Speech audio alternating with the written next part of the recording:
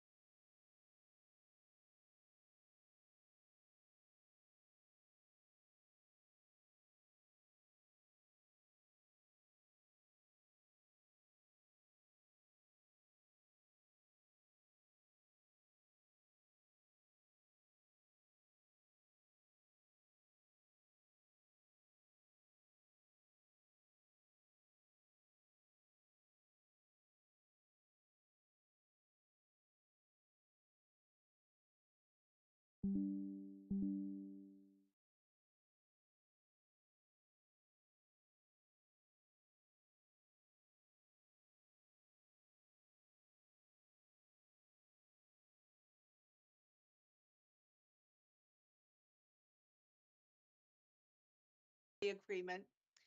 And then we'll continue the Fish and Wildlife Commission work on governance process. And we have about 2 hours that we expect to spend on that one, likely sometime around 10:45 to 12:45. And then we'll break for lunch and continue afterwards with the items that are left.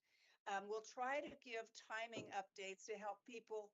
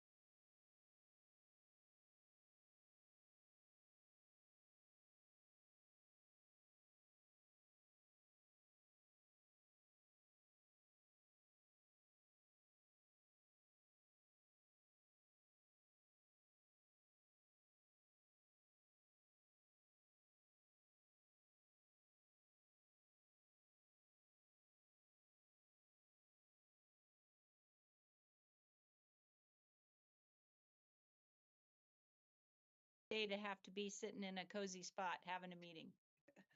Good for you. Commissioner Spellbrink. Yeah, good morning. Bob Spellbrink, Selet, Oregon. And well, Becky, maybe the mud will freeze.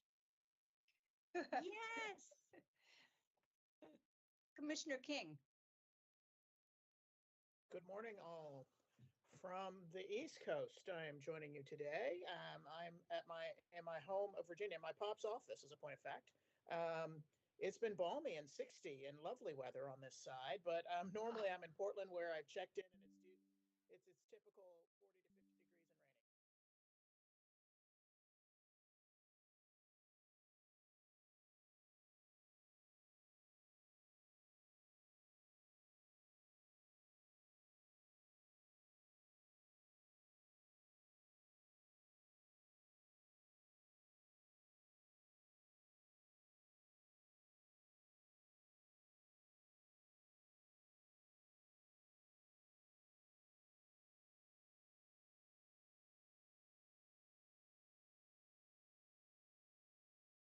For doing that, even though you're in the car.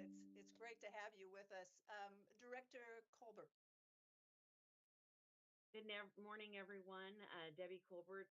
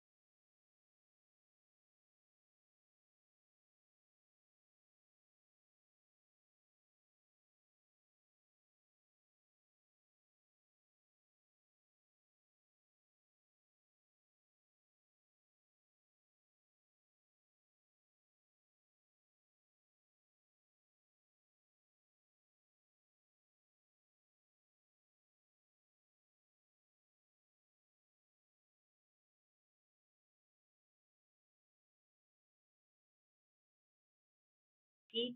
I'm just back from that. Davia stayed and will be joining remotely for later this morning. She's covering for me for the rest of the meeting. And it was a very productive meeting, lots of topics covered. As you can imagine, for the directors, there was a lot of discussion about some of the activities at the federal level and impacts to funding and programs and other just, kind of indirect and direct changes that may be happening from a fish and wildlife habitat perspective. I would say still a lot of speculation, as we've shared with you previously, kind of within Oregon. But I do think that it's very helpful, both the Western Association of Fish and Wildlife Agencies, WAFLA, and the National Association, AFLA. They had meetings all week, and it's really helpful to be able to strategize at a regional and national scale with our counterparts about kind of where do we want to engage as states, what are going to be the priorities, because, as you can probably imagine, there are many things that we're being asked to weigh in on in terms of federal policies and federal programs and impacts. And these associations are very helpful for us to kind of figure out, what are the highest priorities, where can we make a difference. So just wanted to share that piece of an update from the conference. In terms of other items in the director's report, you have the field report in your packet. I always like to mention this. I know commissioners see it, but I always try to flag it for the public, because I think our field reports are just so cool. And, you can, if you're from different parts of the state, you can look there and see what's happening in different areas. And this report, just like all the others, has just such a wide range of things. It's got great stories from the Warner Basin, which I think are a really good example of strategic landscape scale work that is trying to address fish and habitat, but also in partnership with irrigators and ag lands. And so, a great example of the things that our commission has been talking about. Also, you'll see some really cool information about some of our recent sheep and elk work. And in fact, I noted a photo in there of a 4-H club that went out on a capture and got to learn about these animals. And just what a great experience for students. And then, just because I had to, we really truly have something for everyone in this report. You'll also see a report from Oregon State Police Fish and Wildlife Division with one of our troopers trying to free a deer that was stuck underneath a truck. So again, a little bit of something for everybody. And I hope I know the commissioners like to read it, and I like to point it out for the members of the public as well. So with that, Madam Chair, we could move on to Ken Loffink for the expenditure report. Oh, Bob.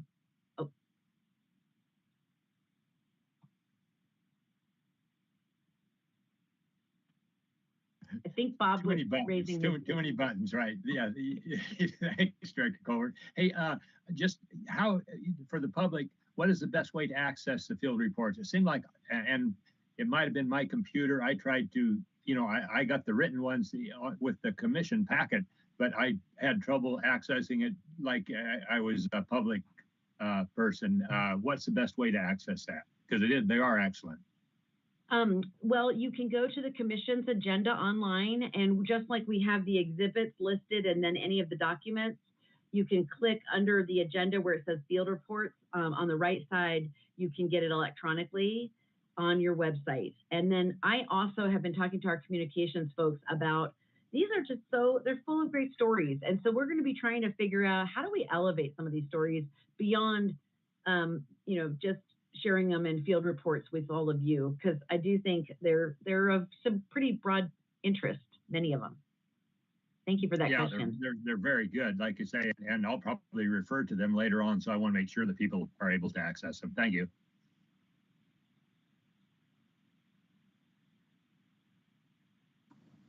So I have my hand. I don't know how to take it back down. Can you guys hear me okay? You're frozen on the screen for me, Okay. Commissioner King, but we can hear you. Okay. Thanks. I was also a follow-up about the field report, because this is now the second time in a row I haven't gotten the written one, but I've been able to find it online. So yeah, I think we just, in general, just get better about making that more accessible to commissioners, to the public, having it on the website, etc. Because I agree, it is so great. I often find something in there that is worth sharing or worth talking about further to a number of different people. So I think having that, that it's only in written form only, quote unquote, and it's only available to us. I think we need to just break that wheel and make it broader and more available. So that's my bit, following on to Bob. Yeah, thank you. And just to clarify, it is available to the public, but it's a document associated with your meetings. And again, Commissioner King, totally, I am looking to see how our communications folks can pull from it and deliver it in different ways to get the stories shared more broadly. So definitely excited to do that work with our folks. So if there's no more questions, we can go on to Ken Lofink, our Chief Operating Officer, for the expenditure report, Madam Chair, if that sounds okay with you. Thank you, Chair Wall, Vice Chair Hatfield-Hyde, Commissioners, Director Colbert. For the record, Ken Lofink, I'm the Chief Operating Officer for the Oregon Department of Fish and Wildlife. Coming to you from my office, where it's an evenly distributed 70 degrees, so a little warmer than over in Baker City in Eastern Oregon. But happy to be with you this morning to give the agency's financial report. I'll jump right into it. For the month ending January 31st, 2025, the department's unrestricted cash balance finished at $61 million, and restricted cash balance finished at $72.9 million, for a total of $133.9 million in custody at Treasury. As per usual, when I give these reports, just a reminder that for the unrestricted cash balance, about $22 million of that is earmarked for insurance funds earmarked for replacing structures that were lost in the 2020 wildfires. So a better estimate for unrestricted cash would be to subtract 22 million from that 61. So I would say our true unrestricted cash value at this moment is 39 million. That 39 million is right where we expect to be from earlier projections in the biennium. And then kind of hot off the presses, and we'll give you a thorough update next month. We are projecting about a $10 million jump here in February, just from a good sales month, and then just some federal reimbursements coming due. And I expect that for the next couple months through the end of the biennium, that we slowly see that unrestricted cash balance creep up a little bit, which again is right in line with our projections for the year. For spending, our all expenditures and revenues are tracking as expected. Our expenditures through January of 2025 are approximately 60% of our legislatively approved limitation. Spending rates will slightly increase here as we speed towards the end of the biennium and folks, spend out, some savings on bigger purchases and things like that. But we expect to continue to have our spending be slightly below or right at what our expenditure limitation is for the biennium. Switching now to 25-27 budget development. It's a big couple weeks here in a couple weeks for us. So our budget bill, House Bill 5009, is going to be scheduled for a presentation by the agency to the Joint Ways and Means Subcommittee on Natural Resources on March 31st and April 1st. So big news there. Also news with the agency's budget bill, fee bill, which is House Bill 2342. We did have a hearing on February 24th. Went well. As of right now, nothing is scheduled yet for a work session, but I think it might be something that gets scheduled as early as next week for a work session. So we'll keep folks posted there. So lots going on with when it comes to budget development for 25-27 for in the next couple weeks. Stay tuned. So switching now to a couple other things I just wanted to share in addition to the financial report is February 26th, the state produced its most recent economic and revenue forecast. And I thought there was a couple tidbits out of there that would be worth sharing for this group. The next economic and revenue forecast comes out in May, and that's a really important one because that's the one that the legislature builds the 25-27 budget on. But this forecast is important as well and has some good information that I thought worth sharing. In short, the economic forecast states that the state economy enters 2025 on sound footing, but that measures relating to tax reform, federal policy, tariffs, and the federal budget could dramatically alter the economic outlook with significant revenue implications. For now, though, the revenue picture for the current biennium has been revised downward, $90.3 million due to general fund appropriations that occurred during the December special session, which results in a lower projected ending balance for 23-25. For 25-27, available general fund resources, including the smaller ending balance for 23-25, have been increased by $350.1 million due to an increase in taxable income gains.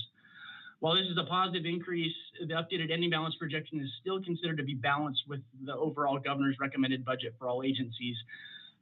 For example, the total available resources in general fund for 25-27 is revised to about $38.1 million. So that $350 million upward gain represents a little less than 1% of the overall resources available. On the flip side now, switching to consumption-based tax collections like corporate activity tax, lottery funds, marijuana tax, those are all decreased for the 23-25 biennium, and projected revenues have been revised downward about $75 million for the upcoming 25-27 biennium. So of biggest note for ODFW would be, of course, lottery funds, which make up about 2% of our governor's recommended budget for 25-27. This downward projection could place some increased pressure on those funds. And then lastly, I'll just switch real quick and provide a brief federal funding update, kind of building on what Director Colbert mentioned. There continues to be lots of chatter and rumors and uncertainties, of course, regarding federal awards, and we're continuing to coordinate really closely with our Governor's Natural Resource Office, DAS Chief Financial Office, and Department of Justice on any federal funding issues that arise. To date, ODFW has had awards and contracts frozen, then unfrozen, awards removed from the federal government's payment system, then put back in. Communications from federal partners that payments would be frozen with a freeze never actually occurring, and just lots of kind of back and forth all around. But I'm happy to report as of this week, all of ODFW's federal awards are active and available for drawdown in the federal payment system, and everything is kind of operating business as usual, if you will. So despite lots of uncertainty and whatnot, like we're operating as normal right now. If things change, and they probably will, we'll continue to keep working closely with our Governor's Natural Resource Office, Department of Justice, and Chief Financial Offices, and try to keep everyone up to speed as close as possible. Outside of direct budget implications from the federal funding, as you all are aware, and it's been well publicized, ODFW is also aware of reductions to federal agencies, and we're proactively cataloging how those reductions may impact our stakeholders, partners, and programs related to our mission.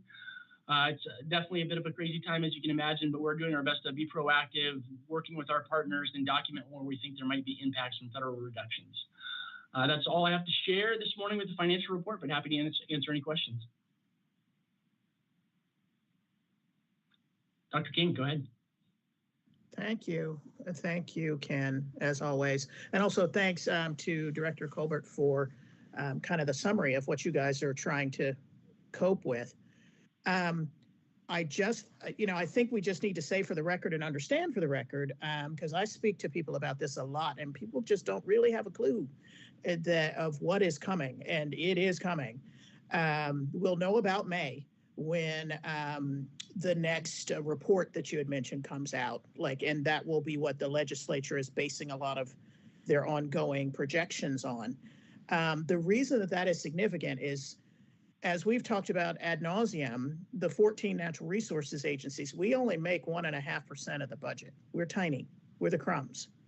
The big beasts are health and education, and they're the ones really under threat right now. And specifically, they've already telegraphed their move, meaning this current administration, when they shut the Medicare and Medicaid portals and sent everything spinning, and it's still spinning. What I can say that every healthcare professional I know has said in unison is they're coming after Medicaid. And what that means specifically is that is how they got Obamacare. And when the feds don't do their federal match for Medicaid and the state suddenly has to cover it, that is going to have major implications all the way through the budget, ours and everyone else's. So I think we will know more in May, because this is based on a fiscal year that's July 1 to June 30. So May will be the gut check point. So I think everyone needs to get ready. I don't think we know what's coming, but I don't think it's going to be good in any way. So I think the big thing is when the feds don't match the state, which they've shown every indication that that's what's going to do, that's going to have some major implications. It's not just, and I think that's what people need to understand, it's not just the 1/3 of our budget that's federal, that's direct. It's how the state is going to get buffeted with this. So just saying that for the record, it's not anyone on this call's fault. We're all just going to be dealing with the implications. But I think when we start looking at already the hard discussions that we've had with, say, certain closures or this or that isn't available, etc., that it's going to get even harder. We need to just be ready for all of that. Just saying that for the record.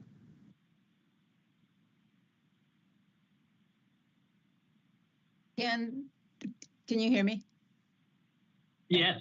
Thank you.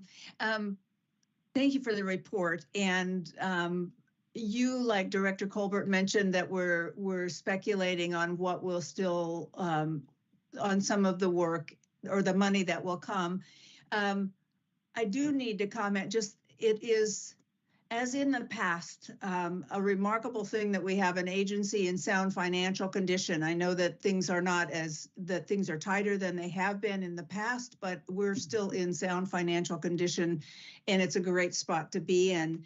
One of the things that the question that I wanted to ask is about reimbursements to us. You mentioned reimbursements as part of our financial statement or condition.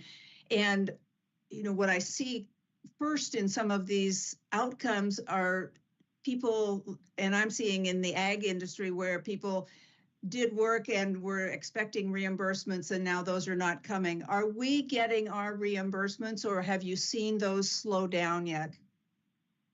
Yeah, Chair Wall, good question. So yes, we are getting our reimbursements.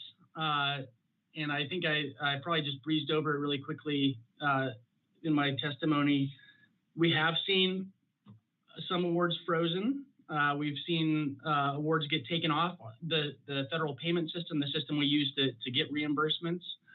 But everything's moving really fast. So we've had awards frozen and then unfrozen. We've had awards taken away and then put back in. And so it's been a really fast moving environment the last couple of months. But as of now, as of this week, everything is in order and we are able to access all of our federal funds at this moment. Thank you. That helps. Looks like Commissioner Hatfield-Hyde.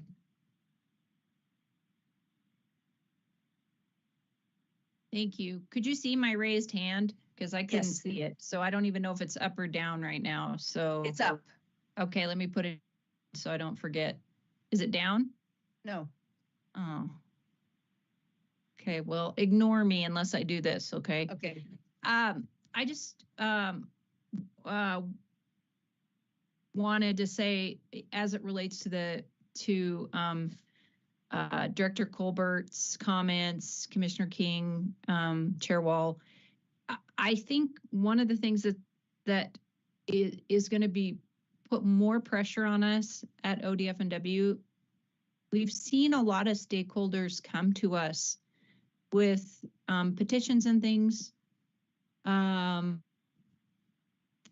thinking that we're going to be able to implement the work fully as an agency, like beavers, save beavers across Oregon kind of thing. And I think it's going to be really important if those petitions come to us in the next couple of years that we are really clear about what we're able to do as an agency and what we're not able to do.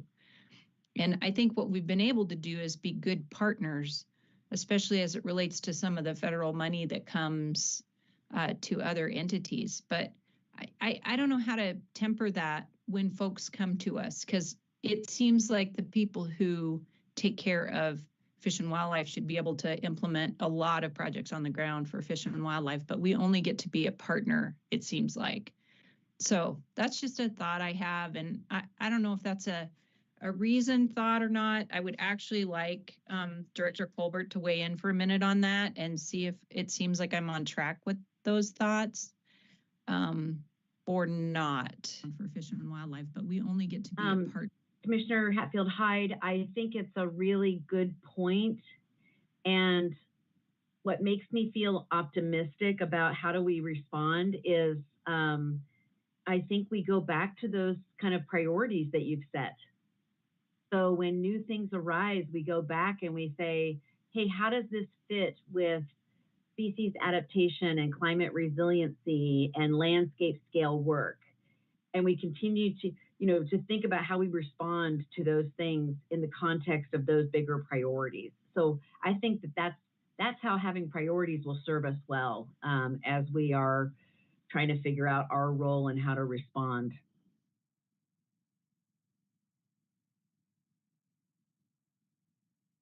Could I just follow up on that quickly? And I know for you, Director, and others, I know there's a huge push for like other funding sources, other impacts to our budget that is not, that somehow we can buffet, because the storm is coming. Again, we're 1.5%. Health and education are 75. So when they are under stress, it's going to stress everything else out. There's no escaping that. And what I'm dealing with currently while I'm back in Virginia and getting my dad into hospice, and like what the federal hullabaloo has done to our hospital systems is very, very real. So I just don't think we can skirt that. And I think we just need to be really, really clear about kind of what Commissioner Hatfield-Hyde is saying, is that, there are things that we legit won't be able to afford. I mean, that is just coming, full stop. And we need to say that at full-throatedly. we need to say, okay, well, there needs to be other options, other ways to pay, like, what you guys are looking for, alternative funding through taxation or whatever it is. But the old ways, the ways that we have been going about it have completely changed. We still don't know exactly how yet. I realize that's all coming, but we will know in May. Because that's when, again, the fiscal year that starts July 1st, that's when the legislature will start to have to making the hard choices. And the first thing for most of them, front of brain, is fish don't vote. The people whose hospital is about to close do. And so that's going to really shift some things that I think in ways we just need to be very clear about, and we need to be leveling with people about. What's going to happen to the nonprofit landscape is going to be very dramatic and different. And that's going to affect all of our partners. And that's going to affect what they come to us with, because, it's going to have all these knock-on effects that I think that we at least need to be thinking about, not panicking. I'm not trying, I'm not being Chicken Little here. I'm just looking at what's happening all around us. And there's no way that when the 75%ers start panicking that it's not going to affect the little 1.5%er. Like that's just the bottom line of how budgets work, sadly. Thank you. Let's go back to then Director Colbert. Well, I just want to, I mean, I can't leave this topic. I mean, you all have really driven home how much is happening right now. And every day is different, and it's already a normally busy time of year for us. So I have to give a shout out to Ken Lothing for his leadership through all this, our amazing administrative services and contract services team, because, you know, I mean, we are communicating with Department of Justice, Governor's Office, DAS. I mean, I saw an email go out from Ken to all of them at, I think, 10 o'clock last night with just the latest. I mean, it's real time. And I want to acknowledge the excellent work that Ken and his team are doing to manage this in real time. But as you say, Commissioner King, Ken is also spending a lot of time doing risk analysis, because we have so many different programs that can be affected in different ways by virtue of how they are allocated. And so behind the scenes, he and leadership team are really doing that kind of risk planning. So I wanted to acknowledge Ken for his great work and his team as well. Yay. Thank you. Thank you, Debbie. So with that, Chair Wall, we could move next to the climate report. And I think that Acting Deputy Director Sarah Reif is going to actually kick that off. And I will just say that I'm excited. This is the first full report of the year. And I think that you're going to hear from Sarah that it really is, I think, a great demonstration of bringing things forward to you with your focal areas in mind. So I'll hand it off to Sarah.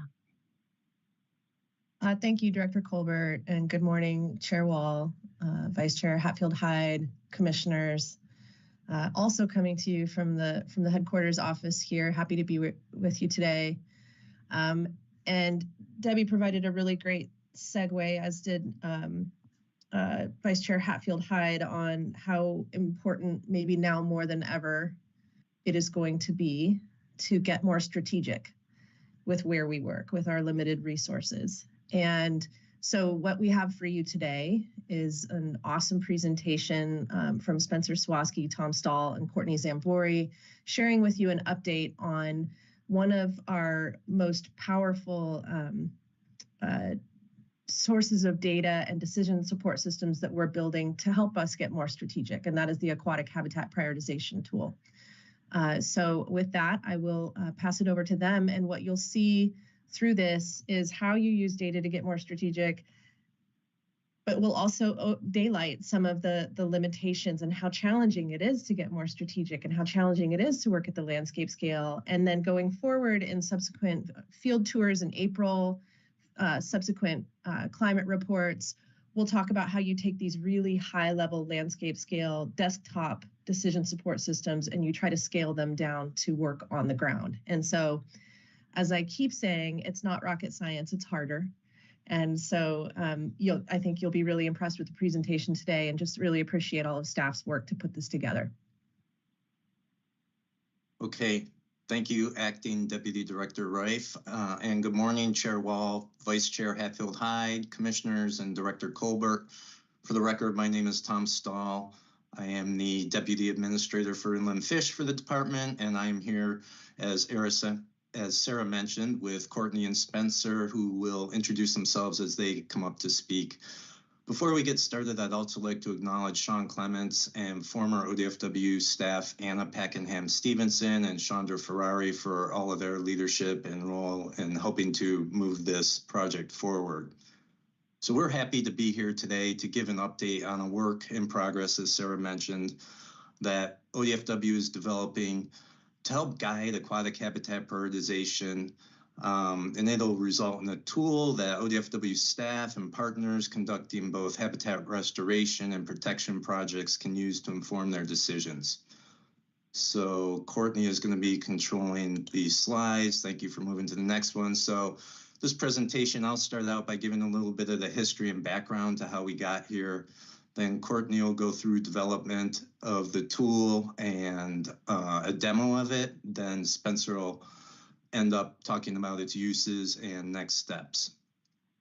So a brief history of some of the things that got us to where we are now. These are conservation and recovery plans. They aren't specifically intended to just do aquatic habitat prioritization, but they really lay the foundation for some of the concepts that we've thought about as we've identified the need for aquatic habitat prioritization.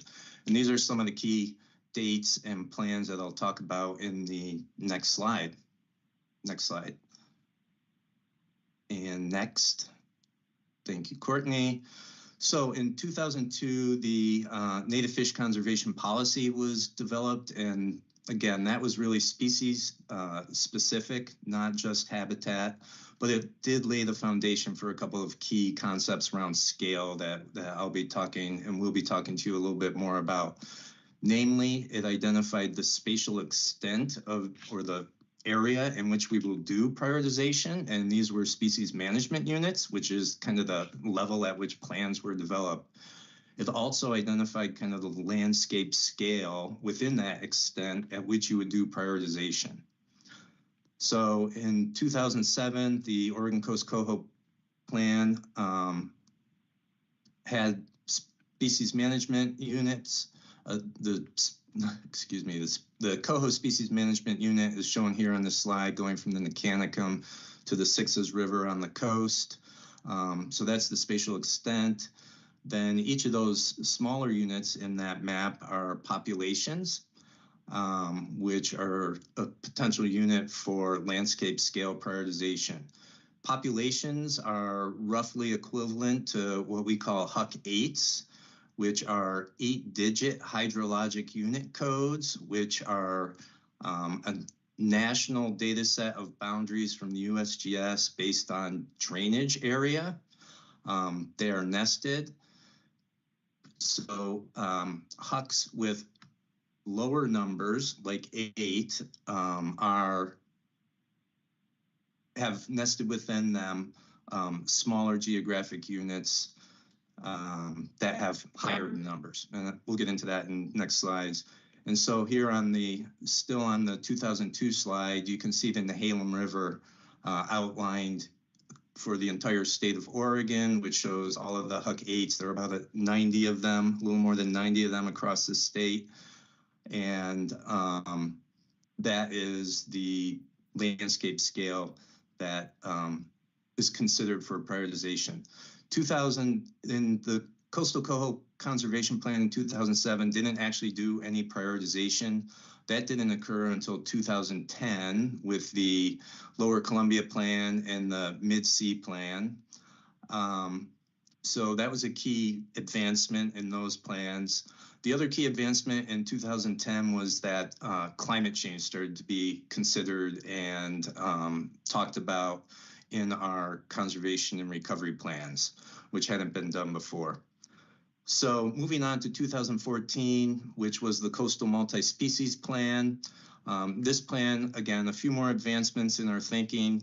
This really identified the need to conduct restoration at a meaningful scale. So it actually went through and prioritized subwatersheds, which are HUC-12s. Again, that's a smaller geographic area than HUC-8s. Here in this map, the largest boundary there is the Nehalem, that's a HUC-8. The shaded areas are HUC-10s, which are smaller units within HUC-8s, and then the HUC-12s are the smallest boundaries in there, and that's the scale at which the CMP prioritized habitat. So next, moving on to 2018, some issues around climate change really started emerging, such as water quality and quantity, and we realized that these plans weren't really fully addressing aquatic habitat prioritization needs. So in 2018, we really started thinking about aquatic habitat prioritization and kicked this effort off. So some of the key things there that were different from what had come in come previously was that we really wanted to make this a statewide spatial extent. We want to have a view of the entire state rather than these smaller species management units, because we're having issues across the entire state. Next, the effort was intended to look at multi-species, multiple species. Some of the plans dealt with multiple salmonids, but we wanted to have something that really was able to deal with the habitat of all species. We also decided to focus prioritization, landscape scale prioritization at the HUC 10 scale, which again in this map on the lower right are the shaded areas. And we keyed in on HUC 10 because the HUC 8s, which are again the larger geographic area, were have diverse challenges relative to restoration and protection that are hard to achieve, and so harder to achieve at that scale. So we wanted to break it out at a little bit finer detail, but there were also, these HUC 10s are also a little bit larger and more meaningful than the smaller HUC 12s that the CMP identified. Another thing that the aquatic habitat prioritization is bringing to the table that the plans hadn't is really fine scale stream network data, which are shown underlying the Nehalem here in the picture. This helped inform the prioritization at the HUC 10 level. It will also help inform project prioritization within those HUC 10s when you get to the point of moving down and deciding what actions are needed within those HUC 10s. And finally, we also wanted to incorporate climate change analysis specifically into it, not just talk about it and talk about the effects that it might have on species, but look at data and model it and incorporate that into priorities. And so then in 2020, the Commission adopted the Climate and Oceans Change Policy, and this really reinforced the need for planning, prioritization, and the incorporation of climate into what the department was doing with the aquatic habitat prioritization. And then in 2021, the Rogue South Coast Plan was adopted by the Commission, and this really did incorporate aspects of the aquatic habitat prioritization, such as the HUC 10 priorities, as well as a really fine scale stream network assessment for species. So that really brings us to where we are today, or almost. A lot of work has gone into this prioritization since 2018, a lot of data collection, modeling, multiple different types of models by staff and contractors, numerous reviews and revisions, as well as some diversions onto other work. But we're getting close, and Courtney is now going to walk us through what we have to date in a little bit more detail. So Courtney? Great, thanks. Let's see if I can get this going here. Okay, so our data that we use to model or create these aquatic habitat priorities fit into 4 different buckets. So one, looking at the thermal landscape using a metric called thermal suitability, looking at in-stream flows, species, where the narrowly distributed species are, where strongholds are on the landscape, as well as characterizing some broad scale habitat impacts like human impact and wetlands. For thermal suitability, this is an effort that was moved forward by my colleague, Kara Unlof-Dunn and Matt Falsey, and it was an attempt to move past just looking at changes in temperature, just, oh, these areas are getting warmer, and really linking them to where species are, what temperatures they're exposed to, and then how those 2 things link together to look at sensitivity. So Kara and Matt linked species distributions of salmonids and Pacific lamprey. They characterized these different species into different guilds that were developed by the EPA. And they combed through the literature to look at what temperatures each one of those guilds performed at. So where they're happiest, where they can complete their life cycle and all their activities most efficiently at what temperatures. So on the right side, you look at different distributions. We used the distributions that were developed by our fish habitat distribution layer. The guilds were char, which are mostly bull trout, and then cold water species, and then moderately cold water species. So cold water were things like coho and chinook and steelhead, and then moderately cold water species were things like red band. So we linked temperature data, which we use the model Norwest, very common, to look at what current temperatures are, and then link to them where the species were. There was a lot of modeling that looked at those different curves. We incorporated uncertainty of the temperature estimates themselves on the landscape, and then created a gradient of where on the landscape these temperatures were suitable for the species that lived in those reaches. So in the upper right or upper left, you'll see the current distribution, and I apologize, the maps are small, but don't worry, we'll get to a zoomed in version here shortly. The bluer areas are areas that really fit the thermal suitability of the species that are there. So here in the high Cascades, those are cooler temperatures. A lot of the salmonids that we looked at exist there, and they're happier. As you get down into the warmer areas, it becomes less suitable for the salmonids. Now, a couple caveats on this data is that we did look at mostly salmonids and Pacific lamprey. We did not do this for every species here in Oregon, an opportunity moving forward. And these colors, so the warmer colors in yellow are less thermally suitable areas for the species that we looked at, and the bluer are more suitable. You see, as we're going forward, a more yellow map. That is not to be interpreted as those areas are boiling and there's no fish that live there. They just become less within their optimum range of temperatures going forward. So we incorporated climate change here and tried to link it with ecology. We also incorporated climate change in our second kind of bucket here, looking at in-stream flow. So Habitat and the water program have these bio-target locations where they sample and estimate in those locations what the biological need is for flows in those areas. So then we looked at summer low flows, and we got those data from VIC, or gauges were available. VIC is a stream flow model that looks at current and future flows across the entire Pacific Northwest. And then we incorporated water right allocations. So we had what summer temperature or summer low flows were available. So what water was naturally in the stream, what was allowed to be taken out, and then compared that to the biological need targets. And so in that map, we kind of broke that down into 3 different categories. So one, where we were hitting that biological flow target at least 80% of the time, you see in those green shaded streams, and then yellow, you're starting to get them maybe 50 to 80% of the time. And then in the orange areas, you're really not meeting what we've defined as those biological need targets. So these were conducted, we don't have the biological targets everywhere. They were associated with units called WOBs.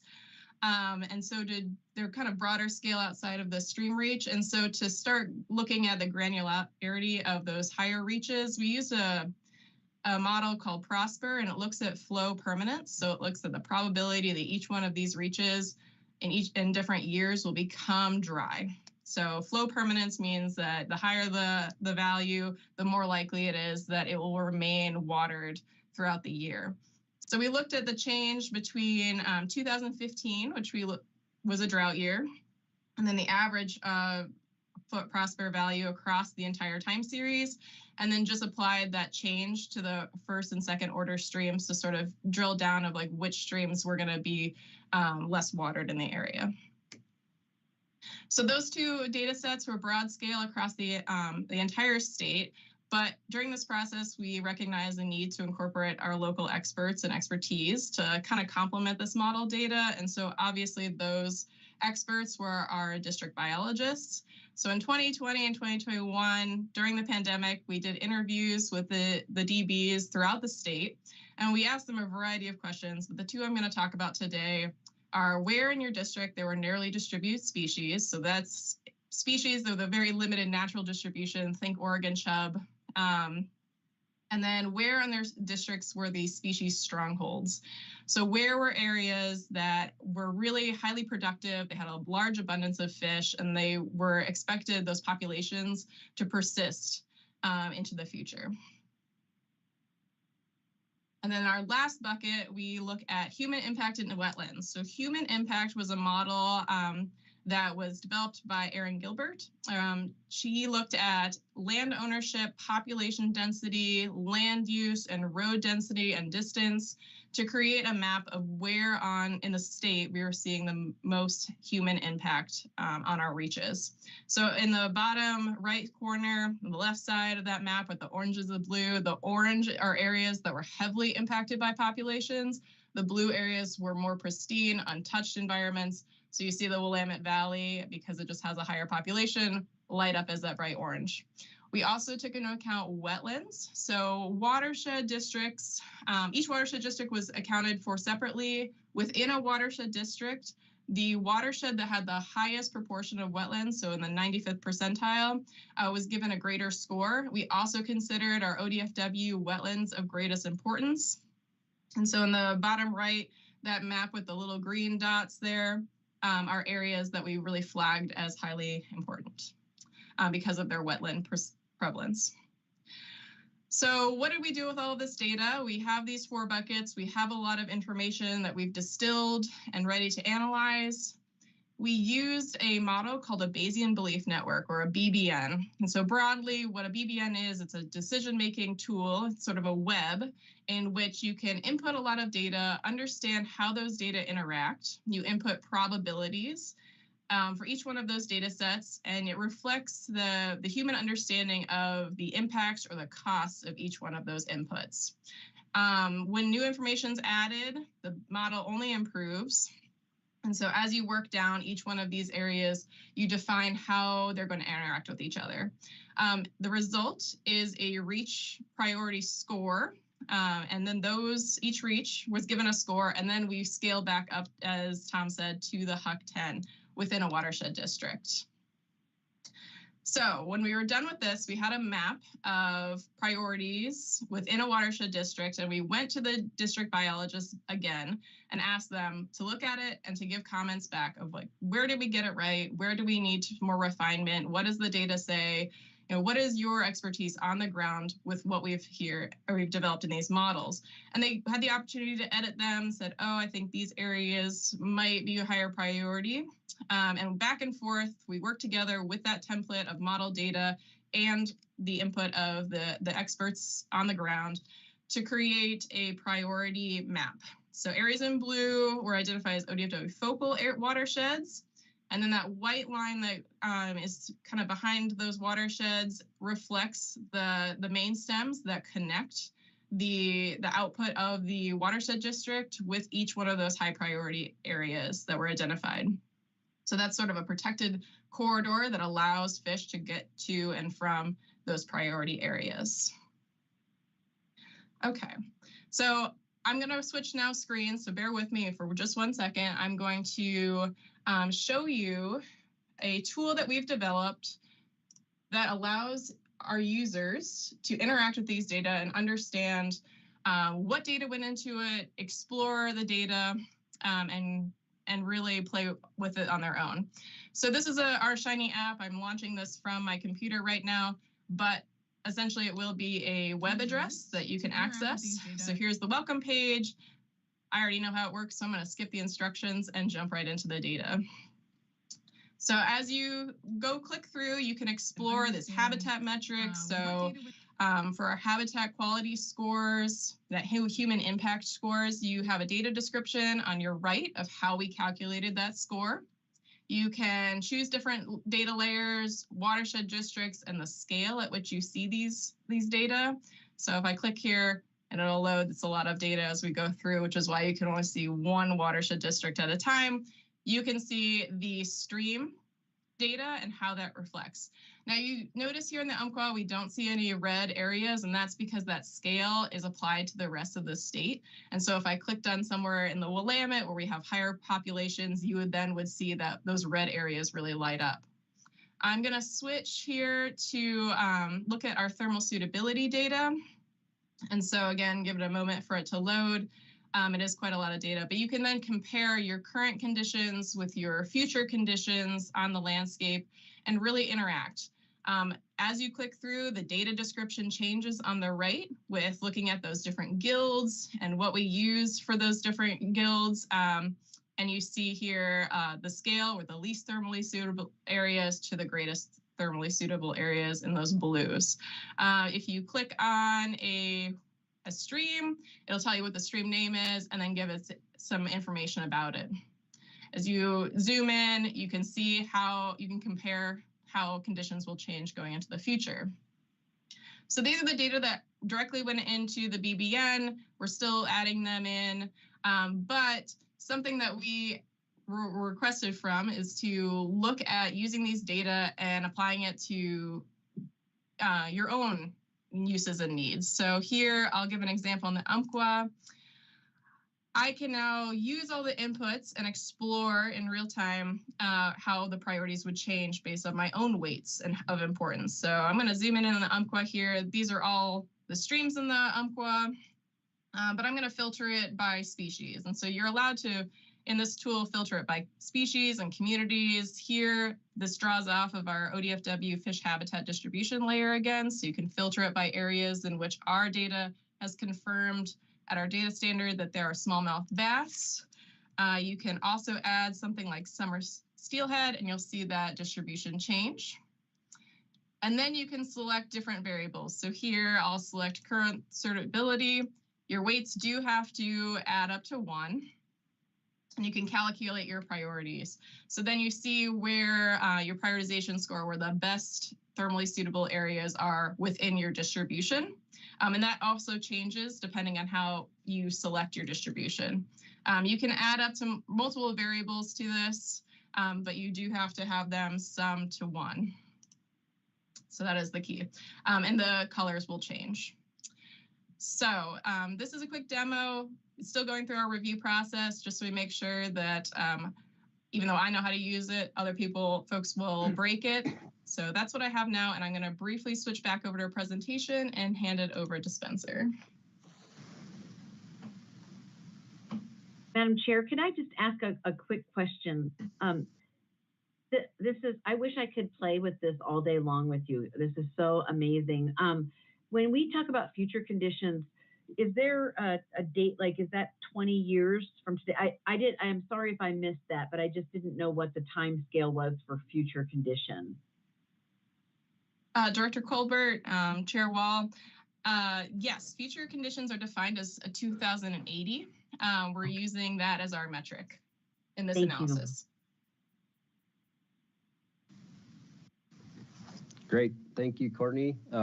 Chair Wall, Vice Chair Hatfield-Hyde, Commissioners, Director Colbert. For the record, I'm Spencer Sawaski, the Habitat Division Deputy Administrator. I'm now going to pivot slightly and talk about potential uses of the Aquatic Habitat Prioritization Tool, or the AHP tool that we use for short.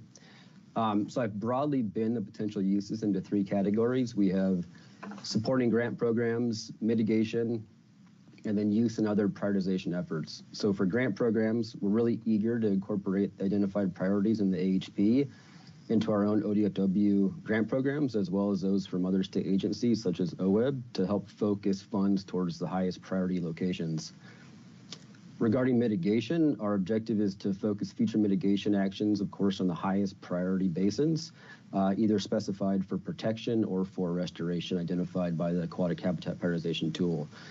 And then lastly, and although not part of the original intent of the Aquatic Habitat Prioritization, our hope is that some of the individual data sets developed as part of this tool can be used for other prioritization efforts, such as the thermal suitability and flow target achievement data sets that Courtney just demonstrated.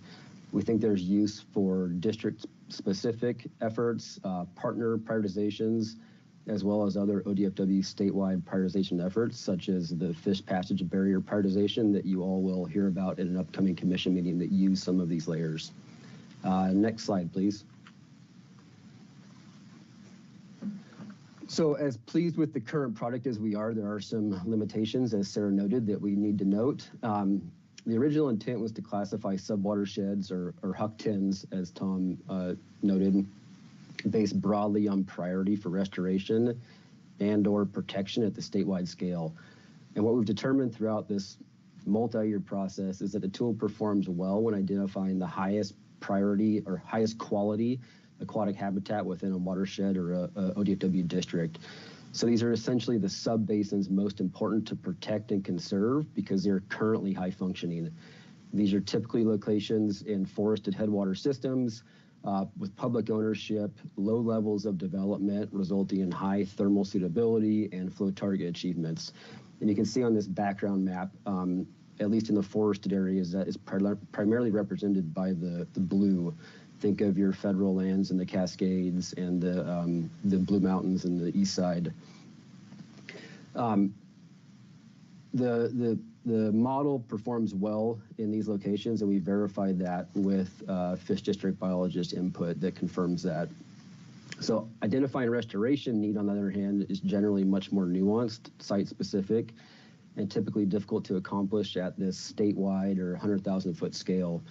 The aquatic habitat prioritization assessment to date has been focused on this big statewide framework with the requirement for consistent data sets statewide. And many of the data sets necessary to identify priority restoration sites are more regional and unfortunately not at the statewide scale or at varying levels of resolution, and some aren't even available in a geospatial framework. Next slide, please. So where do we go from here regarding aquatic habitat restoration prioritization? For one, in general, and this is particularly the case for in-stream habitat restoration, incorporation of more localized, high-resolution data is required. For example, although we have statewide scale data sets for water temperature and discharge and water rights and things like that, the same isn't necessarily true for stream complexity, which is a common metric, an important one for identifying restoration potential or need within streams.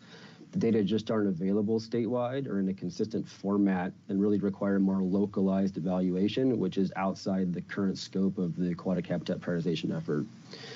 But fortunately, there are some restoration categories that we do feel are appropriate for statewide geospatial framework like this aquatic habitat prioritization, and those include flow restoration as well as riparian restoration. And I'll now give a brief overview of our flow restoration module. Next slide, please. So again, consistent with this aquatic habitat prioritization framework, the flow restoration prioritization model utilizes statewide data sets on stream flow, water rights, fish distribution, and temperature. And without going into too much detail here, I'll just cover the basic data set. So we have water rights and stream flow at a statewide scale. We have fish distribution data sets that we use to identify locations with the highest diversity of species. And then for temperature, we're looking for locations with cool water. Now, I should say for the flow piece, we're looking specifically at locations where there are significant levels of legal diversion. So we have, in terms of prioritizing locations for flow restoration, we want to identify locations with unnaturally low flows, high species diversity, and relatively cool water when we incorporate climate change. So the example in the center here is for the Rogue Basin. All of the colored subwatersheds here are identified as focal areas for flow restoration, and the warmer colors represent the highest priority. So reds, yellows are the highest priority. And then we, of course, can go one step further. So we've identified these subbasins where flow restoration is a priority, and then we can zoom in further to actual water rights and provide that information to project practitioners. We can prioritize these water rights based on priority date, because that's how water rights are regulated and administered. And then also we can incorporate river mile location information to really pinpoint the specific water rights that are most critical for flow restoration, and then pass that information on to the project practitioners doing the work on the ground. We've rolled out this for the Umpqua and the Rogue Basin and have passed it off to project practitioners. We have the model complete for the remainder of the state. We just need to verify it with the district biologists and local experts to make sure it's ground truth. And just one quick note, I think it's important to acknowledge that all of this information is being used for entirely voluntary and market-based flow restoration efforts. So next slide, please.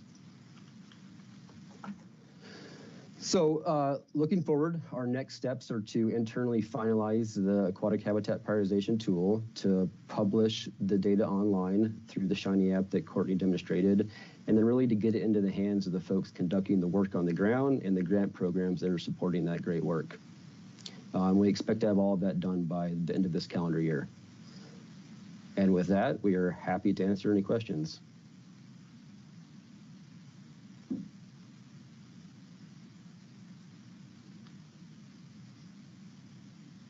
Commissioner DeFries? Yeah, thank you.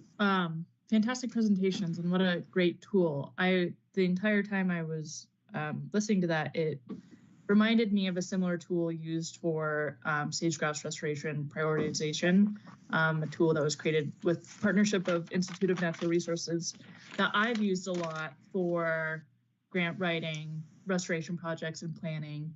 And I was just wondering, that tool, through a lot of years of work and collaboration and research,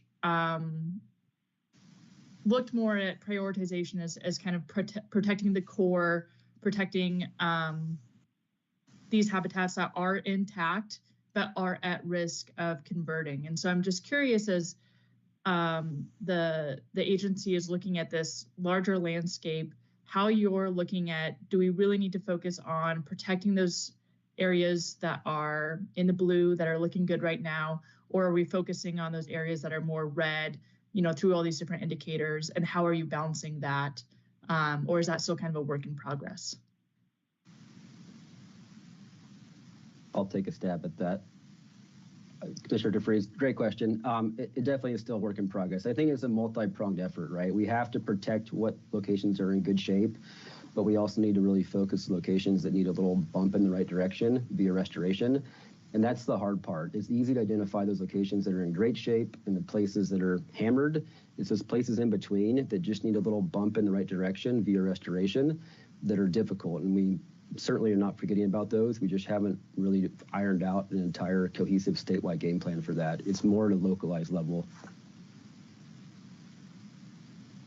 Thank you. And I'll just reiterate, this is going to be a really helpful tool for the folks on the ground trying to do projects and plan and all of that stuff. And I also appreciated you mentioning the importance of ground truthing and really localized thought while using and utilizing this tool. So great work, and thank you again. Thank you. Chair Wall and Commissioner Hall DeFries, if I may just add to Spencer's comment, I think that challenge that you raised, Commissioner, is what we are grappling with as we try to scale up this work. It's that no one map and no one tool answers all the questions.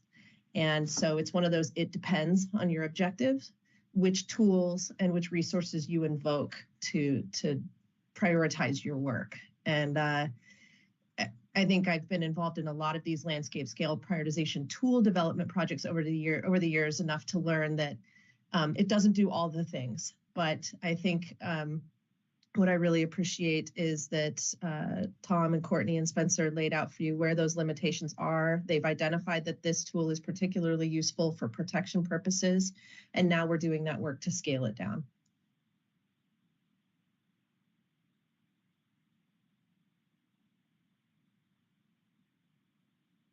I have a question as well, and I think it's to Spencer, but others may want to jump in. If we continue as, well, first of all, let me just say, to echo what Commissioner DeFries said, is it's a remarkable tool that we have, and it's easy to see why we and other agencies depend so heavily on this work that ODF&W is doing on multi-fronts, especially in the water areas. It's just a remarkable tool to have. And in terms of, my question is, in terms of, if we continue as we on the path we're on today with species and habitat, we know roughly what we have left and what's functioning. Could you talk a little bit about how we're already seeing, if we are, changes in those outcomes and differences for fish and habitat? Because that's what we're after, and I'm wondering if we're seeing that, if we, and I know metrics are incredibly hard to come up with, but my question is, are we seeing outcomes and differences, and how will we know what those are? Chair Wall, good question. I think I'll cover the flow restoration side of it, and maybe ask Tom to join me with the broader restoration response. I think where we see concerted flow restoration efforts, we certainly see a good response in terms of water quantity and quality, and then the resulting fish response is a little bit more difficult to quantify. But some of the flow restoration efforts centered around Northeast Oregon and the Grand Ronde Basin have made tremendous strides in the past decade or so. And there's been a real change from dry stream beds to wetted stream beds year round with much more hospitable water conditions and water quality. I guess I'll just take the opportunity to say, unfortunately, that's pretty localized. And in my opinion, we need to really scale that up in terms of flow restoration statewide if we want to see a big picture uplift. Tom, do you have something to add in terms of other restoration? Sure, Chair Wall, that's a great question. So far, at a localized level, we can see benefits from restoration projects. Shading of streams, for instance, can lower temperatures of those streams. It is, like Spencer mentioned, a lot harder to see those effects at a larger landscape scale. So I don't know if we can point to any one location right now. There's been some studies on the fish side that are wrapping up, namely in the Mill area, the Mill Creek of Selet, where we're looking at these types of things. But we're really just getting into focused efforts to work at landscape scale. I mean, we've been talking about it for a while, but to work at that scale, it takes time and effort. One example of where we're really trying to do that are our beaver emphasis areas, where we're trying to see these effects. Those are, if you remember, also at the Huck 10 scale. We selected them to be specifically at that scale. So we hope to see these effects, but we're really just getting into concerted efforts to work at this scale. Tom, if I could just ask, thank you. That helps a lot, actually, to start thinking about those. If I could just ask a related question. You talked about getting localized knowledge and seeking that. Is this an area where we are using this tool and our efforts to get localized information as a way to engage with the local areas and capture all of that local expertise that is in addition to our own? Well, again, this tool's in progress, and parts of it have been used for certain efforts, but it's not quite out there yet. But generally, we are definitely working with local partners to help identify specific restoration needs through things like the development of strategic action plans that are at that more localized level, or trying to identify project scale restoration priorities at the finer scale. So we're definitely working with folks to get at that, and we will be able to bring these data into those efforts as it's more available. And we've already started doing this. Spencer mentioned the fish passage prioritization that's going to be before you next month. We've incorporated some of those data, as you'll hear, into that effort. And so we're working in that direction. Thank you. That helps. Chair Wall, I want to just check in because I see that Commissioner Labhart has unmuted. And so I was just going to see if he had wanted to jump in with a question or comment. Okay, and then we'll go to Vice Chair Hatfield-Hyde, and then we can move on. Go ahead. This is Mark. I have no question or comment. Okay, sorry Thank about you. that. Thanks for checking. Commissioner Hatfield-Hyde. Yeah, hi. I just say I'm like this kind of thing, you guys. I am such a nerd. I totally want to sit with you for hours, getting lost in all these different little sub-basins and thinking it through. So it's an exciting tool, and I thank you for presenting it and working on it. I also am super curious about how we incorporate it into our tours coming up this year. So I was thinking about just our tour or our last meeting where we looked at the effects of tire dust on coho in Portland. I want to jump that out and say, what's going on with coho in that Huck 10 or whatever region? Like if we can start looking at our little issues that we find and then ballooning them up in our minds so we can kind of see what's going on.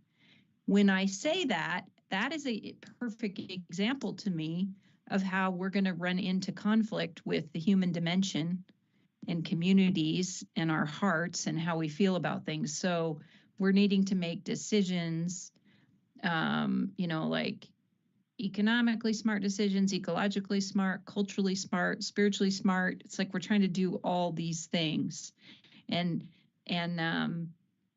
I mean, this is a piece of it, but I can also see how it can create conflict where you could be like, I'm a red zone. Nobody wants to prioritize me, right? Like nobody, we're going to just, it's like one of those things where how do you keep the nuance in it? And also, how do you keep your communities involved in this idea that your backyard still matters and we should always be doing those things that we can do to make it better, but we might have to prioritize certain areas. I mean, I just think it's just an interesting thing to like nerd out. And I wish we weren't in this meeting. We were just in my living room and my living room was clean. So I'd feel good about you guys being over and we just go over this for hours and talk about it. But anyway, I thank you. I thank you for doing this. That is just such a spot on comment, Vice Chair Hatfield-Hyde. And Sarah, maybe you, Deputy Director Rice, do you have some thoughts on how we're going to bring this forward into the tours as we continue this work this year? Yes, Vice Chair Hatfield-Hyde. We've been planning the tour for April when we will be down in Reedsport and working with the Umpqua Fish District staff to design that tour.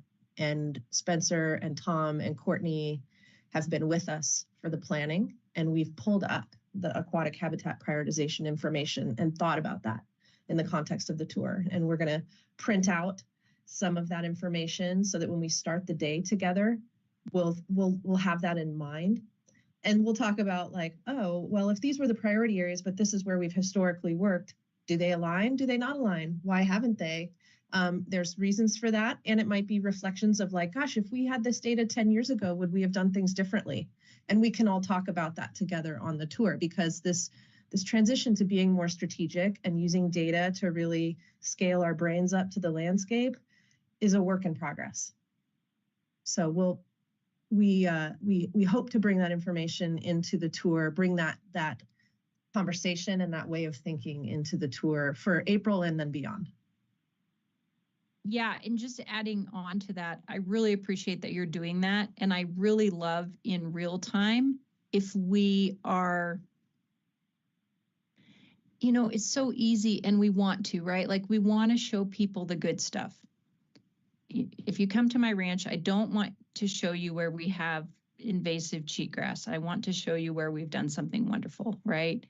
And I think with these tours, if we can be vulnerable enough to say, hey, this is really not working. And I love that. And then also, as we think about prioritization, we go back to those things that Commissioner King has talked about on repeat with us, which is like how we incorporate disparity data across the state at the same time. So I also want to be mindful of the fact that not everyone looks at maps and gets super excited and is able to like figure out where the heck they are. And I didn't realize that. But I think that's important too, to realize that some of us are map nerds and we look at this kind of stuff and start thinking, oh, give me another layer, give me another layer. So remembering that communities don't necessarily orient themselves to maps in the way that computer nerds, like not computer nerds, but map nerds do. Sorry if I'm calling us all map nerds.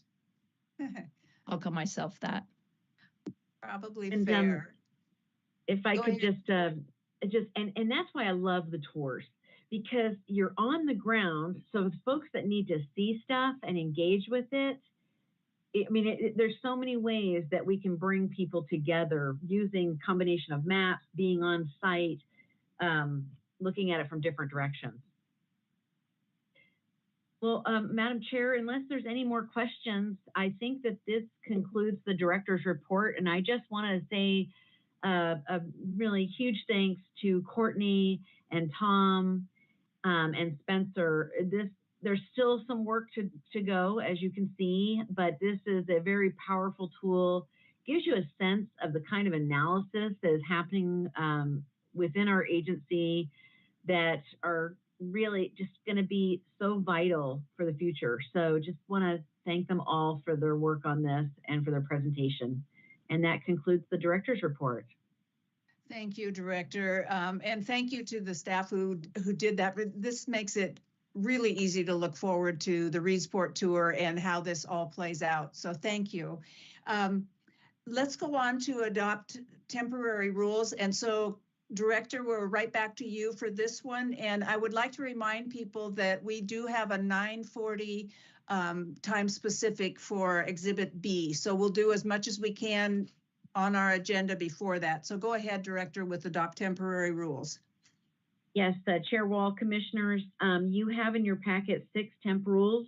They are all fish division related. And really, I think that for the most part, it's all Columbia River Basin activities that you're kind of used to seeing, opening and closing, relating to sturgeon, initial spring salmon season, treaty fisheries. So I'm happy to answer any questions. Seeing no hands up, could I get a motion on this one, Commissioners? Now I move to ratify the 6 temporary rules set forth on the March 14th, 2025 agenda. Thank you, Commissioner. Is there a second? I can second. Thank you. It's been moved and seconded to ratify the 6 temporary rules as was just read into the record. And we'll do a thumbs up vote for the commissioners who are on screen. And I will ask Commissioner Labhart if you will do a voice vote. So those on screen, can you give a thumbs up if you are voting yes? So the 5 on screen are yes. Commissioner Labhart? Labhart votes yes. Thank you. Thank you, Director. We'll go on to the minutes then very quickly. And are there any questions, Commissioners, on the minutes for the February 14th meeting? If not, and seeing no questions, could I have a motion on this one as well?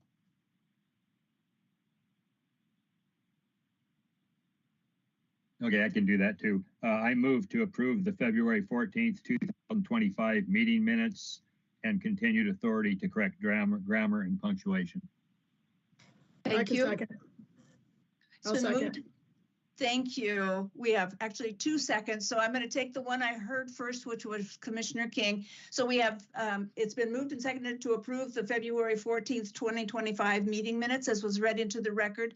Could the commissioners on screen give a thumbs up or down on this one if it's okay, so it's 5 yes. And Commissioner Labhart, your vote on the minutes? Labhart votes yes. Thank you. Commissioners, we have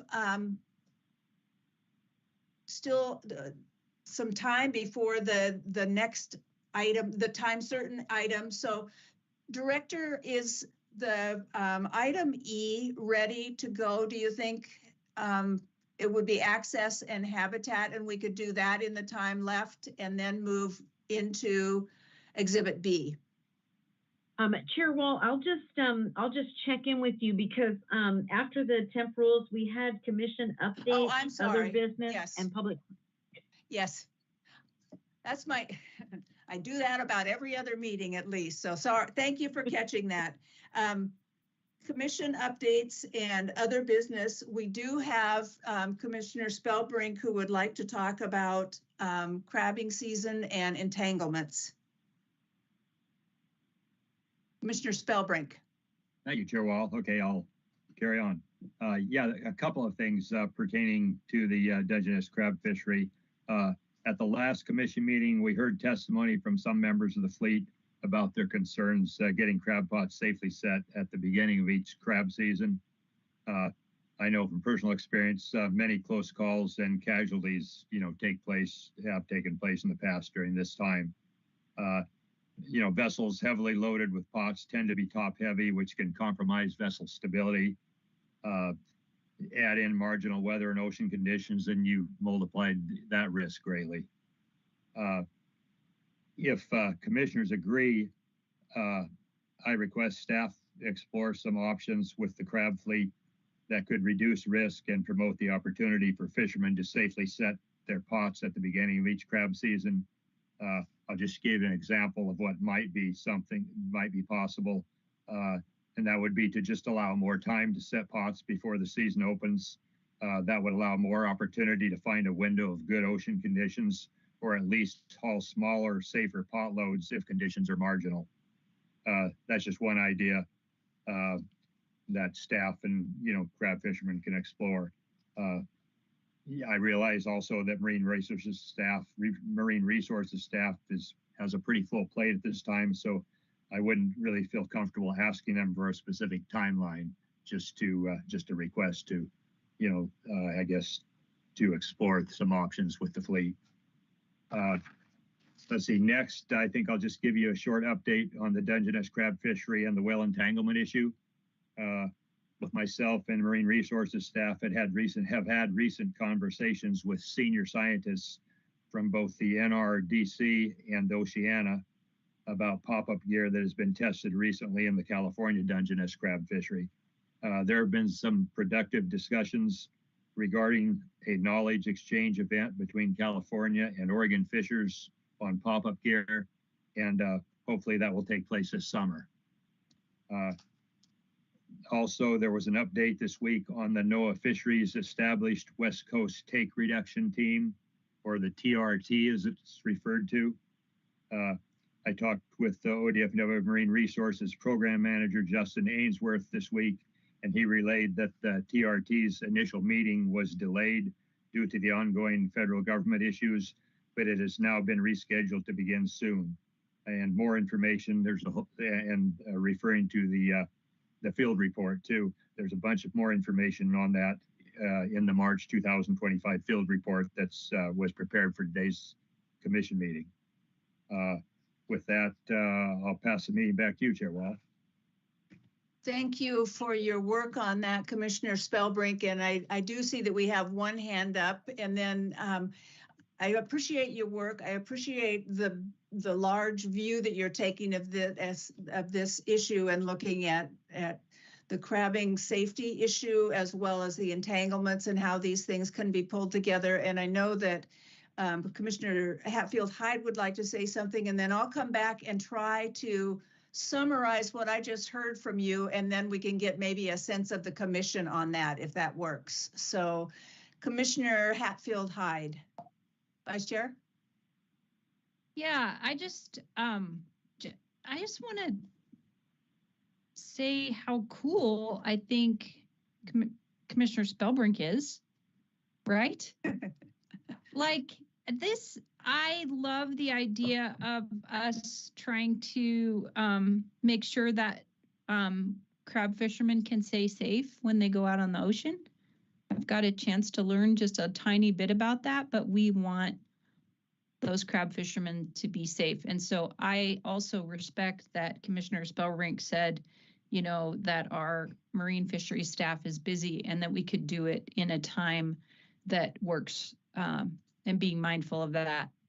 I'm also super excited that there's been this interaction between Oceana and the crab fisherman fleet and some of the crab fishing fleet to look at the possibility of pop-up gear and try to put something in place, because that means we don't come up with a whale entanglement meeting here when we talk about whale entanglement again and we just chase our tail around and round.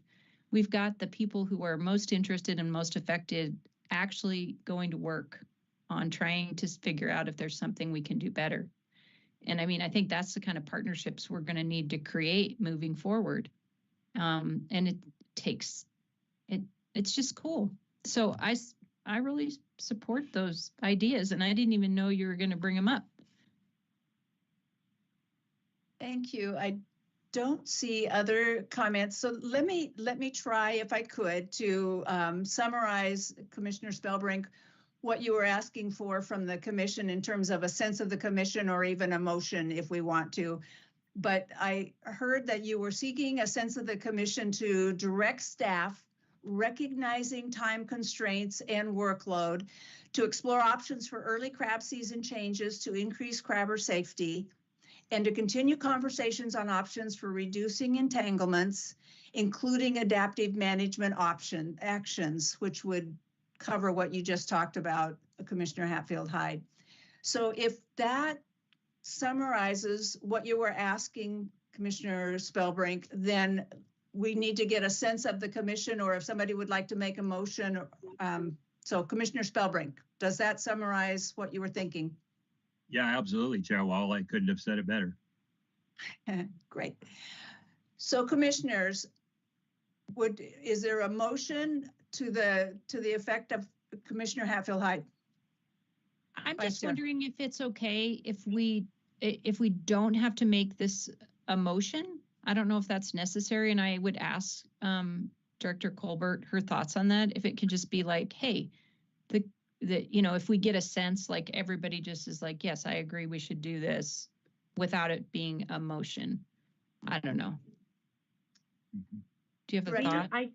I feel like just unless there's any commissioners that have concerns that they want to share at this time, we're comfortable either way. I feel like we have a good sense of what you're looking for from us, and we're fully supportive of following through on the direction that Chair Wall just gave in the proposed motion. So either way, unless there's any concerns from commissioners today. Then commissioners, could I get a thumbs up for the ones on screen if there is a sense of the commission that comports with what you just heard? If that's a yes, thank you. And Commissioner Labhart, do you have any comment, or would you like to just give your response? I support the recommendation. Thank you. I think we have a clear sense of the commission, and we read it into the record, at least a summary of it. So thanks again to Commissioner Spellbrink for your work on this, and we look forward to what's next on it. Commissioners, we don't have anything under public forum. We have just a few minutes before we will go to Exhibit B for our time certain. So why don't we take a 5-minute break and come right back for Exhibit B at 9:40. And just to let you know, we have 5 people signed up for public testimony on that one. And we will, one of them is the chair of the Selet tribe. So of course, we'll put that person first in the list of 5, and then we'll take the other 4. So let's take a 5-minute break and be back before 9:40, please. Thank you, everyone.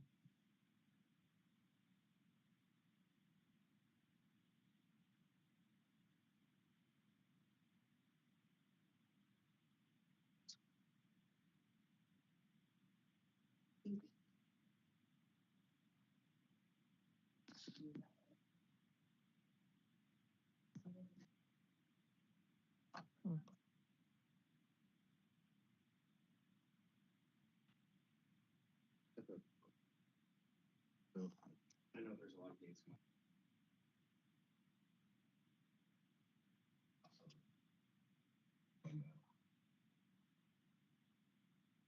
Working on doing it 5 years out, 10 years out, 15. I think the hope is like your strategic planning. Hey, Michelle, are you still there? Yeah. And so it just extends that. I know, like my mom. I am Davia.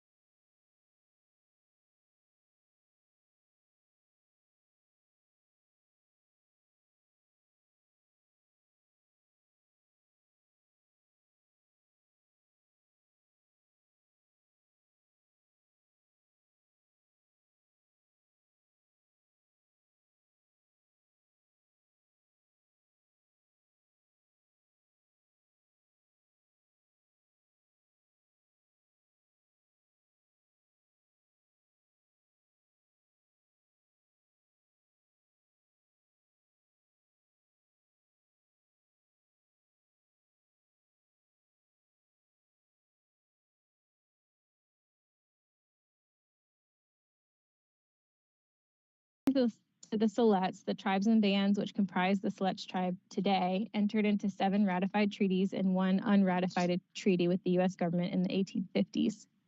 Indians from these tribes and bands were removed to the coast, which was called the Oregon Coast Reservation, established by executive order in 1855. The reservation was repeatedly reduced over the next several decades until what remained was a fraction of the original size. And then in 1954, Congress terminated the federal status of the Selet tribe and many other tribes in Western Oregon via the Western Oregon Termination Act, thereby also severing the trust relationship between the U.S. government and the Selet tribe. The people of the tribe were expected to assimilate at that time, which they did not. In 1977, recognizing the impacts of termination on the Selets, Congress restored the tribe's federal status through the Selets Restoration Act. Selets was only the 2nd tribe in the country to have its federal status restored following the termination era of the 1950s. And then in 1980, Selets achieved a small reservation also via congressional action. Oregon's political leadership at the time was opposed to the reservation, and a compromise was struck in the form of an agreement with ODFW entered against the tribe's interest to severely limit access to hunting, fishing, trapping, and gathering fish and wildlife resources. The 1977 Selets Restoration Act was silent on the question of hunting, fishing, trapping, and gathering. The consent decree was in part a product of the times. The fish wars of the 1960s and 1970s caused significant tension around natural resources issues across the Northwest. The Selet tribe opposed the state's proposed agreement because of its dramatic restrictions of tribal hunting, fishing, trapping, and gathering exercise, but was told it would need to agree in order to receive a reservation. The result was the agreement, the 1980 agreement, which I'll quote the full title, which is the agreement among the state of Oregon, the United States of America, and the Confederated Tribes of Selets Indians of Oregon to permanently define tribal hunting, fishing, trapping, and gathering rights of the Selet tribe and its members, dated April 22nd, 1980. Selets is one of only 2 tribes in the United States who was required to enter into such an agreement as a condition of receiving a reservation. Selets has always argued and maintained that the deal imposed on it was unconscionable and has continuously fought to overturn it. The governor of Oregon and Oregon's congressional representatives have since acknowledged that the 1980 agreement and the consent decree were a product of their times and represented a biased and distorted position on tribal sovereignty, tribal traditions, and the Selet tribe's ability and authority to manage and sustain wildlife populations and traditionally used for tribal ceremonial and subsistence purposes. The state and tribe now believe they are capable of and committed to management of fish and wildlife in a cooperative manner.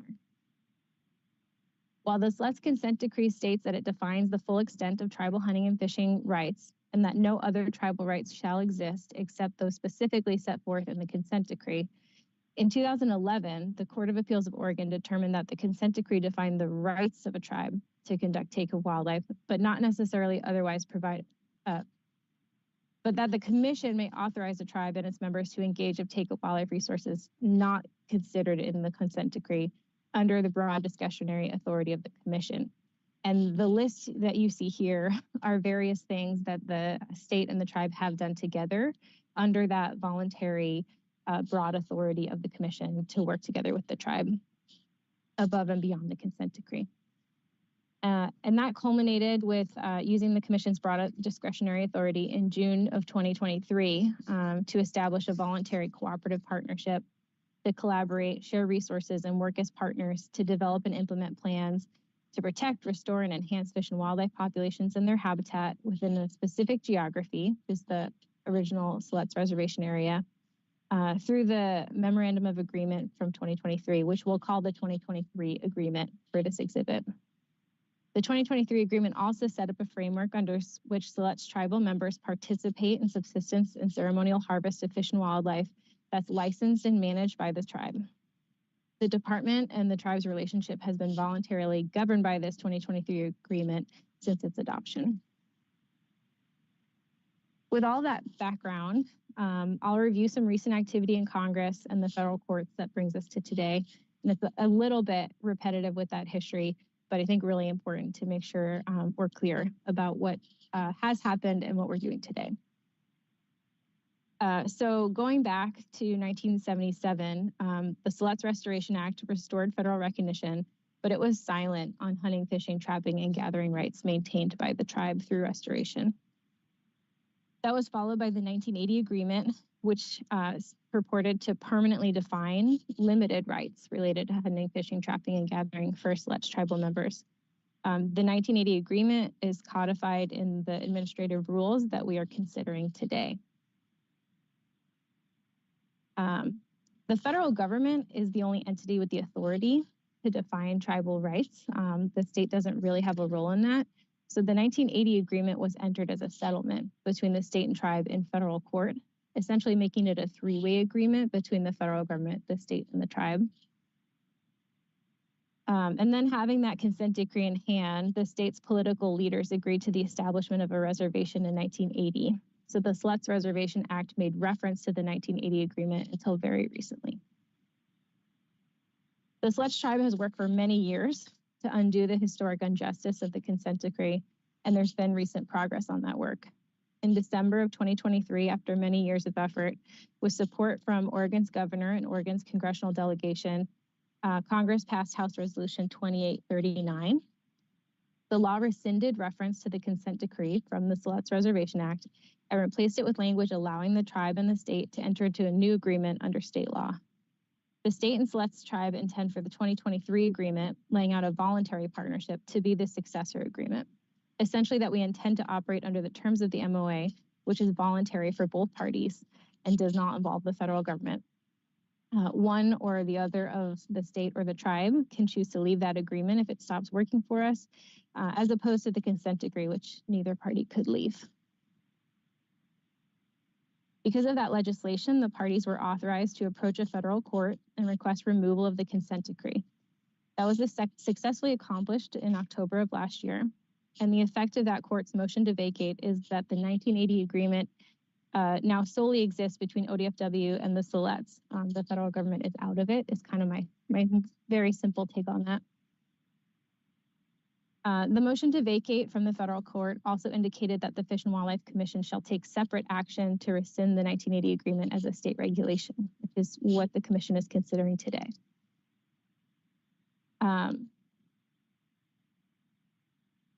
The Selet's Tribal Council resolved on November 19th of last year to formally request the commission to rescind the 1980 agreement. By rescinding the agreement, we'll be removing reference to the severely limited opportunities for Selet's tribal members and enter the fully voluntary era of Fish and Wildlife Cooperative Management between ODFW and the Selets. The rights of Selet's members related to hunting, fishing, trapping, and gathering for fish and wildlife will remain undetermined. And so that's why I'm trying to convey here with this image that the status moving forward is that the federal government is still silent on the hunting, fishing, trapping, and gathering rights of the Selet's tribe. The opportunities for Selet's members to hunt, fish, trap, and gather for fish and wildlife will be cooperatively determined between Selet's and ODFW annually per the terms of the 2023 agreement. Some members of the public have pointed to the fact that the full extent of the tribe's rights are unknown, and I would like to confirm that that's correct. In entering the policy pathway to revoking the consent decree, the state is acknowledging that if the tribe has those rights, they deserve to have those sovereign rights. The 1980 agreement or any attempt by the state to limit rights represents a discriminatory history that we would like to move past. So staff recommendation today is that the commission does take this action to repeal the 1980 agreement and the rules that implement it. I'll also note that the staff recommendation includes adding a fifth rule to the administrative rules related to the 2023 agreement that makes clear that both parties view the 2023 agreement as the successor to the 1980 agreement. That helps us meet the congressional intent of the bill that passed in 2023, but that the 2023 agreement remains voluntary for both parties. And that concludes my remarks. Thank you, Davia. Commissioners, we have 5 people who would like to testify, but if there are a couple questions now, some initial questions that you would like to ask Davia, we can do that, or we will go right to testimony. Vice Chair Hatfield-Hyde. Yeah, I guess I just would have an and I don't know how to frame it exactly right, but I think it's helpful to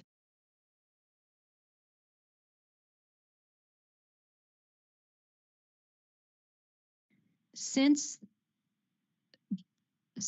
the and I'm not going to use the right terms on all this, but I guess my basic question is since the tribes and the federal government are silent on the fishing and hunting rights at this point for Selets, what sort of course does the tribe still have to pursue that? And what does that mean in relation to both our jurisdiction and, well, maybe just our jurisdiction? Like my sense is it's not even in our jurisdiction. It's not even our business, really. Thank you, Davia. Thank you, Chair Wall, Vice Chair Hatfield-Hyde. I think if I understand the question, the jurisdiction of the rights of a tribe related to anything is really subject to federal relationships between the state or between the tribe and the federal government, who has a trust responsibility. Treaties are kind of the #1 rule of the United States. They're above most other laws. And so it is determined at the federal level. In terms of the state's role, we really don't have one in determining what those rights are or are not. The state took on a role in the 1970s because of the predominant culture that didn't want to find out, I guess, what the tribe's rights were. And I hope that answers your question. And I did also advise you could request counsel if you needed on that question. Yeah, I was wondering about that. And I was wondering if we do want some input from council, I think we do have the ability to have an executive session with council on this issue. That's yes, correct. That's right. Yeah. And so I just want to, we may want more clarification just to understand what is our business and what we have control over versus what is actually just the federal government's business with the tribes as it relates to their trust responsibilities and their treaty. Okay. Thank you. Let's see if there are any other questions from the commissioners. And Commissioner Labhart, did you have any questions? No, I do not. Thank you. Chair or Vice Chair Hatfield-Hyde, I didn't hear you ask for exec session right now, but that because we may want to do that. I think I'll go ahead and hear testimony, and then if we would like to have an exec session, we can do that. Does that work for you? Perfect. Thank you. Then, Chair Wall, can we get the slideshow down before we start testimony? Can we give folks just a second? I want to make sure that we have the chairman on full screen when we go to, there we go. Thank you so much. Thank you. Then we will first go to the Selet's Chair, Pigsley, and would you like to go ahead and testify?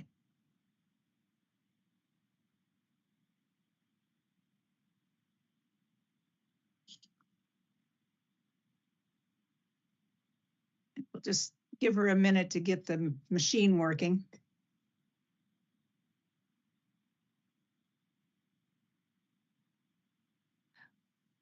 Michelle, do you know if Chair Pigsley is in the room?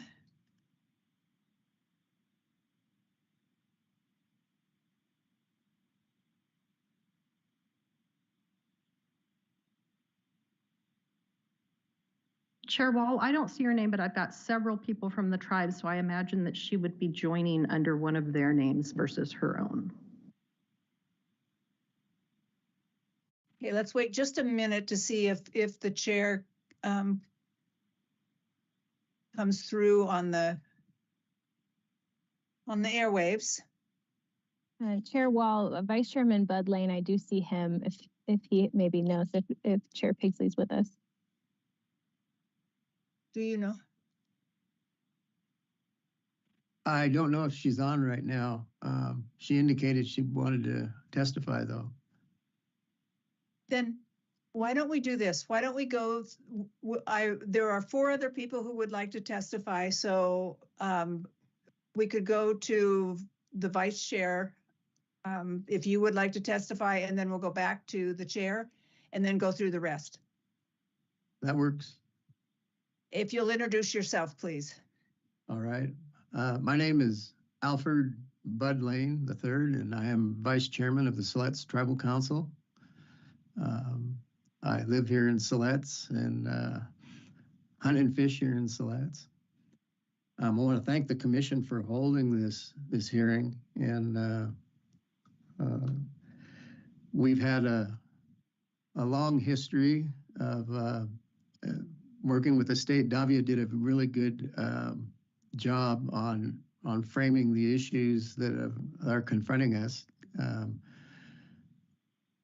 We have, of course, what we're calling our new agreement that has been working very well for us with ODF and W. It took some tough negotiations to sit down. I don't know how long we were at it, Doug. It was probably 3 years, maybe, something like that. But we had, along the way, spoke with our congressional folks about that end of the deal that had to be done. We had to have it vacated in federal court. We had to take many steps to finally do away with what Congressman Bomanici and Kurt Schrader called a racist agreement that really severely restricted our rights to gather our first foods.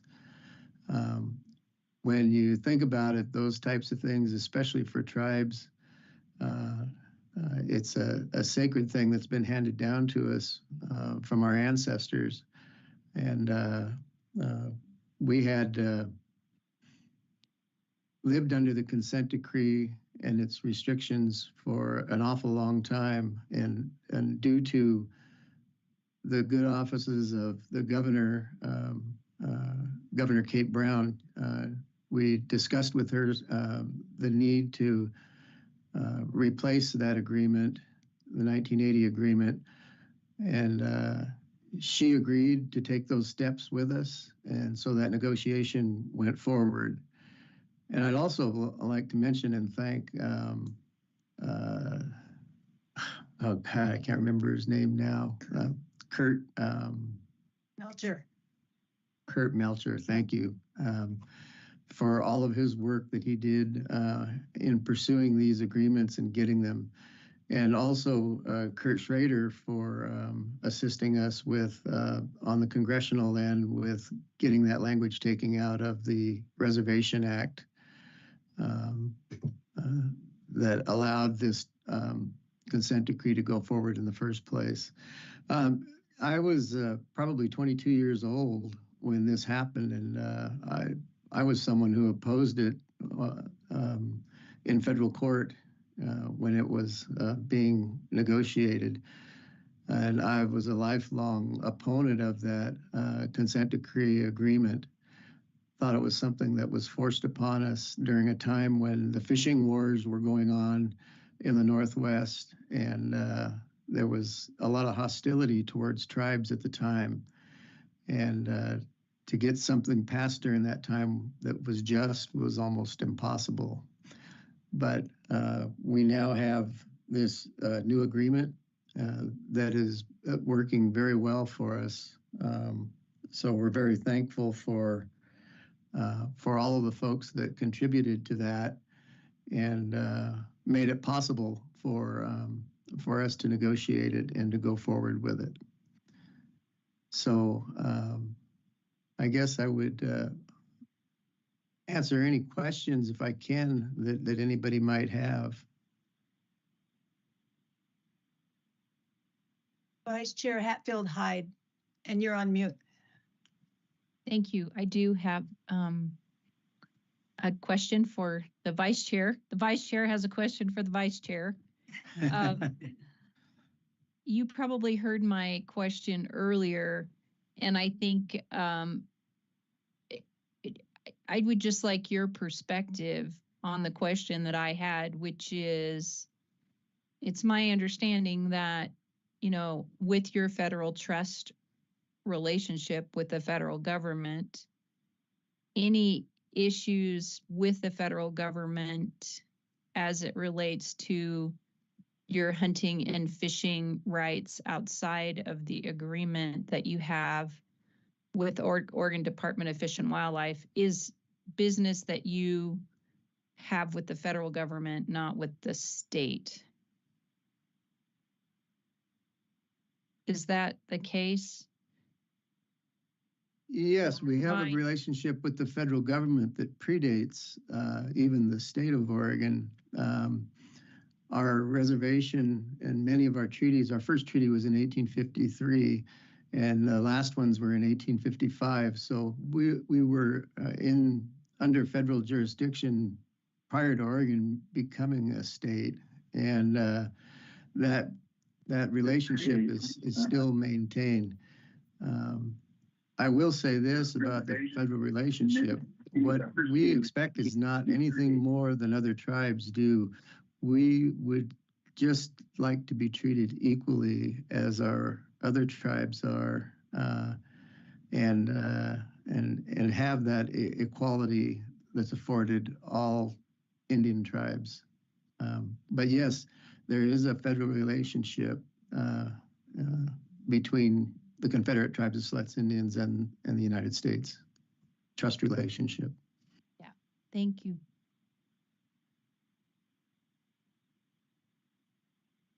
Thank you, Vice Chair. I will ask if Chair Pigsley is on now, and if not, we will move on to Matt Alford. So Chair Pigsley, are you there? Then let's go to Matt and then Brian McLaughlin. And if each of you will have 3 minutes, that would be great. If you can limit it to 3 minutes. So Matt. Hi, my name is Matt Alford. I'm a resident of Gaston, Oregon. And while I am a life member of the Rocky Mountain Elk Foundation and the Oregon Hunters Association, I am here on my own behalf today, not as a representative of those orgs. I am an avid hunter and fisherman in Oregon. I was born in Oregon and I've always lived here. As a private resident, I guess I would say I'm here as a friend of the Confederated Tribe of the Silets. They published a wonderful book called The People Are Dancing Again, the history of the Silets tribe of Western Oregon. And if you haven't read it, I recommend that you do. It's a sober and eye-opening account of what the tribe has been through. And I think that the consent decree was just wrong across the board. And at the time in 1975, when there were discussions going on in Congress about restoring the tribe, it was the Oregon Department of Fish and Wildlife and their director at the time, John McKean, who led the fight against restoration. And this commission has a chance today to set things right. And that's a pretty rare opportunity that we get to go back and set things right. And I encourage you to do so today. Thank you.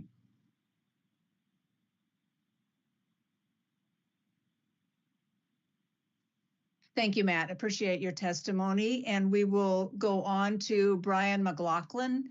And then I also had Bud Lane as well as Buddy Lane. And I want to make sure that I know there are two people with almost the same name. So we will go after Brian McLaughlin, we'll go to Bud Lane then. Go ahead, Brian. Thank you. Can you hear me? Yes. Thank you, Chair Wall, Commissioners, Director Colbert. Good morning. My name is Brian McLaughlin. I live in Portland, Oregon, and thank you for the opportunity to testify.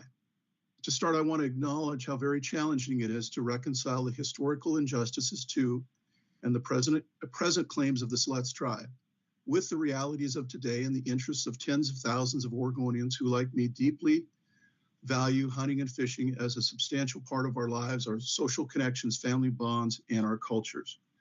There's only so many fish that can be caught, so many that may be harvested, and that's what makes these issues so very difficult. The first point I want to make is that the court order that's referenced in the agenda item summary directly conflicts with federal law. Public Law 118, 33 plainly indicates that Congress intended the state and the tribe to make their own decisions, to have a choice whether and how to replace, amend, or modify the 1980 agreement. And this federal statute also mandated that the 1980 agreement shall remain in effect unless and until the state and tribe replaced it or modified it. So this is still a federal action here, and it's still going to be part of federal law. So the federal government's not out of this, nor is the state out of this. It is going to be part of federal law if you take this action, and you haven't done it yet. So in my view, the order gets it wrong, and it appears due to the party's motion that misinformed the court. And the solution would be straightforward. Go back to the court, file a motion to correct the order to conform with federal law, and this will restore this commission's authority, whether or not to take the action today. Now, regarding this action of repealing and replacing the 1980 agreement, it's potentially hugely impactful. The 1980 agreement, as Davia said, was supposed to settle and define once and for all the Selet tribe's federal hunting, fishing, and gathering claims. Repealing it and replacing it with the 2023 agreement will remove this significant barrier for the tribe to assert and pursue these federal claims through negotiation or potentially through litigation with the state. The 2023 agreement in no way prohibits or restricts the tribe from doing so. The nature, extent, and magnitude of the tribe's claims are unresolved and largely unknown, and if established, could potentially have a profound consequence on the state's Fish and Wildlife Management Authority, and on recreational hunters and anglers, and on commercial fishing interests, just as federal fishing and hunting rights have had a major impact on the Columbia River and in Washington State. So in deciding whether to take this action today, just ask yourself, have you done your due diligence? Have you assessed the potential risks and uncertainties of repealing the 1980 agreement? And have you received a legal evaluation from Oregon DOJ? And also, importantly, have you adequately and transparently informed the public and stakeholders, and even the legislature, about the potential implications of this action? I don't think you have. The agenda item summary simply does not do that. Nothing requires you to repeal the 1980 agreement today. The 2023 agreement remains operative, and there's no deadline in the court's order. But if you repeal it, it's not something you can undo. So the main message I have is simply look before you leap. I respectfully request that you pause consideration of the proposed action and first take the steps I've outlined in my written comments before making this very consequential decision. I thank you for the opportunity to testify. Thank you, Brian, for your testimony. And commissioners, I don't see hands up. Did anybody want to ask a question now? If not, we will go on to Bud Lane and then check again for Chair Pigsley, and then we can come back to the commissioners. So Bud Lane. Buddy Lane. Which one?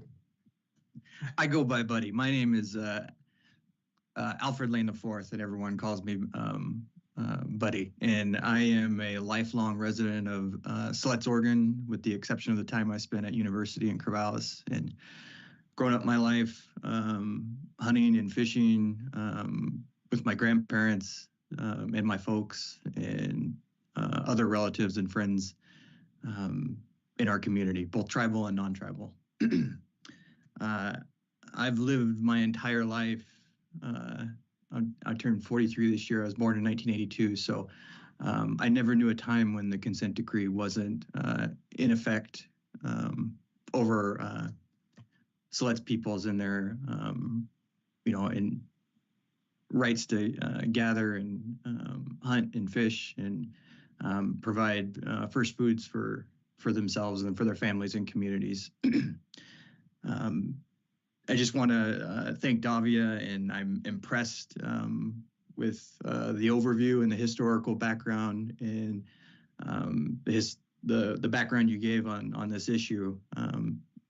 Doing it in a time frame is a challenge that I repeatedly fail at when I'm explaining to kids or whatever audience in my work. It got me thinking about restoration and what the intent was behind that. The reversal of the United States government's federal policy of termination, and it was intended to make us whole. Again, to reinstate treaties, all rights and agreements that were appreciated and afforded to the Selet tribe prior to 1956, when termination was administered. And it failed in that respect because it was silent on hunting and fishing. And it's such an integral part of our community culture and way of life. It's something that goes right to the very core of our identity, this interaction with our environment. And I would wager that non-tribal people who have been in this area for generations feel the same. This relationship with the resources that sustain us, the waters, and all the different life forms that we share this place with. So, the big hole right through the center of Selet's folks, and it was kind of I don't want to describe it as a cloud, but it was something that, when you meet at other tribal functions or other gatherings or celebrations or ceremonies, it's this dialogue that goes back and forth, and always knowing that, you're somehow treated differently. And as Bud, my father explained, I grew up in a household where, my folks opposed that agreement initially and testified in court against it. Both my grandparents, avid fishermen, avid hunters. I think about how far we've come in a relatively, a decade, which is kind of a short amount of time when talking about these things and the work that's gone on. But this is successive generations of folks that have worked diligently to undo this. And I can't help but think both my grandparents have all passed on, but they would just be over the moon, and it's really an important thing that's happening, and it has happened. I got elected in 2023, right in February, and by summer we were entering in negotiating and testifying on this very issue. So it's really hard to underscore the importance of it, not just for us that are alive today, and not for the memories of those that fought and worked towards this to undo this, but for generations to come, all the unborn. And I was listening to the gentleman who testified, or just two before me, Matt, righting a historic wrong. It's a really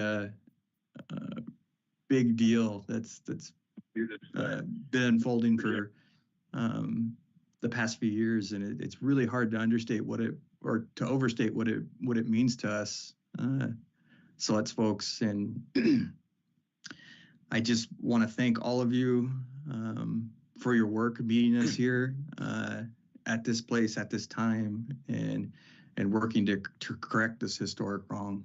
And also I work for the tribe as the Cultural Resources Director, so I get to work with the ODF and W staff. We meet, and they're all great to work with. And when I testified in 2023, I talked about how we all want the same things. We want our fish runs to be strong. We want our waters to be clean and the best they can be for our uses, consumptions, but also for the creatures that don't have a seat at this table that can't come testify. All the periwinkles and eels and crawdads and different fish runs. So I just want it to be known that the relationship that has existed has been adversarial for a long time, but that's not how we view it. We view it as allies, state, tribal, federal, all working together for a healthier community and home for us all. And I'll leave it at that, but I just want to thank you all very much. Thanks.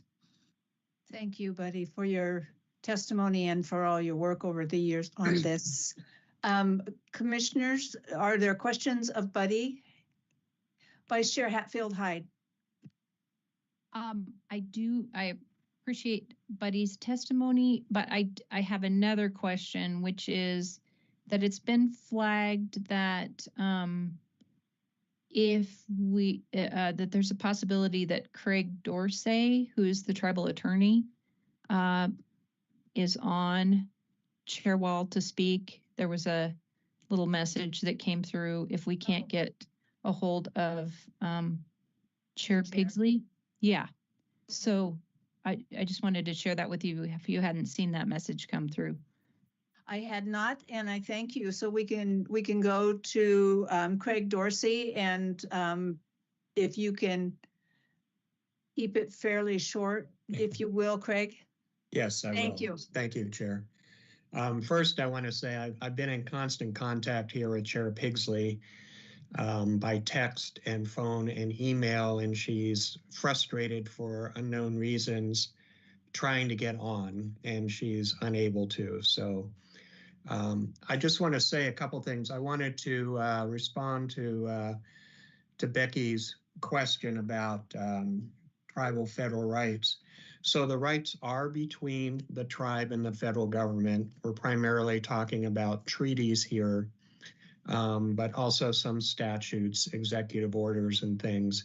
So those are between exclusively, Congress has authority over those affairs. However, the exercise of those rights or the assertion of those rights is a matter for the state, because obviously they have to be exercised within the state's jurisdiction. We think we have a great relationship with the state, and we're looking forward to that cooperative relationship. But in the old days, in US v. Oregon and US v. Washington, the state was vehemently opposed to any exercise of tribal treaty rights, and that led to federal litigation. So that obviously is the end possibility if things can't be worked out for whatever reason. I want to really briefly just respond to Mr. McLaughlin's comments too. He was talking about, well, the legislature hasn't been consulted. I would note that the 1980 agreement was never discussed or approved by the legislature either. It was just entered into by ODFW.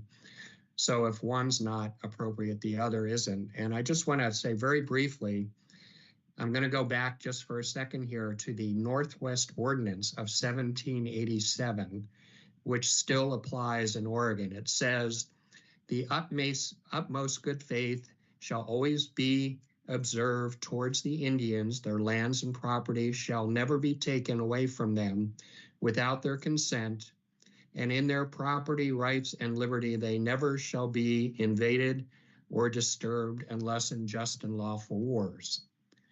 That provision was incorporated in the Oregon Territorial Act, which says in 1848, nothing in this act contained shall be construed to impair the rights of person or property now pertaining to the Indians in said territory, so long as such rights shall remain unextinguished by treaty.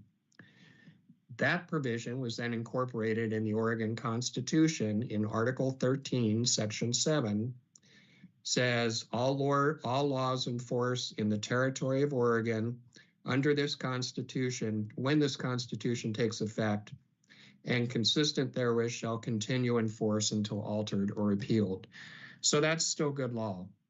And as we know from Governor Brown's statement, Senator Merkley's statement, other statement, that 1980 agreement was not entered into in good faith. It was unconscionable. It was a product of its time.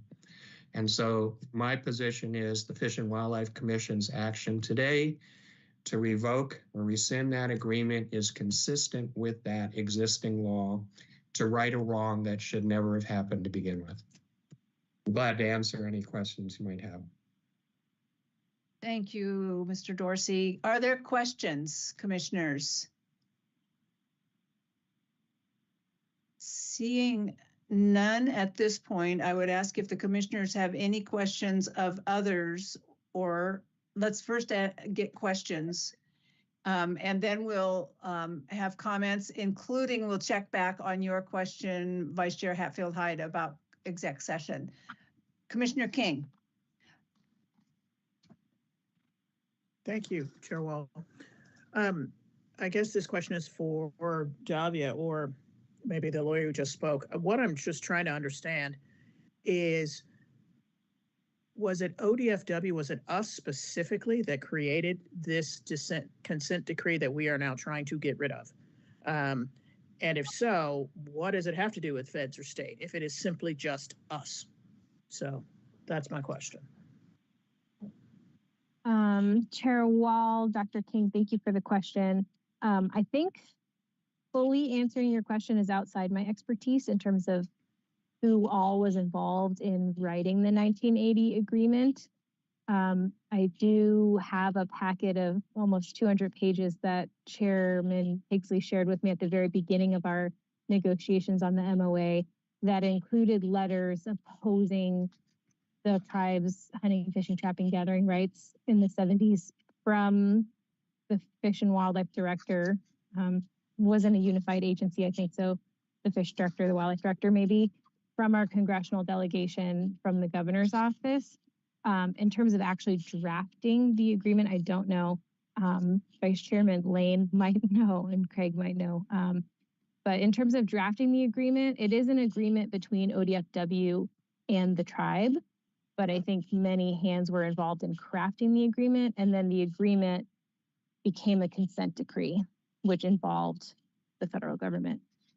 Due to what Craig said about the rights being only something that the federal government can determine, the federal government needed to be involved to make those rights legitimate as they were defined in the agreement. Okay, so I Does think that help or confuse no, more? it does. It does. I understand that. So I think I do. But also it brings the next question is, if we today now say rescind it, vote against, say it's time, it is quote the product of its time, but this was 1980. I mean, we need to, post civil rights, that it should have been a very different quote product of its time. But anyway, do you still need the feds? Like you needed the feds the first time. Don't you need the feds the second time? That's what's got me just a bit confused. Okay. Chair Wall, Dr. King, I understand the question now. If you go back to my slide, the feds were kind of quote unquote removed by Congress and the federal court. And now the agreement only exists between the state and the tribe through administrative rule.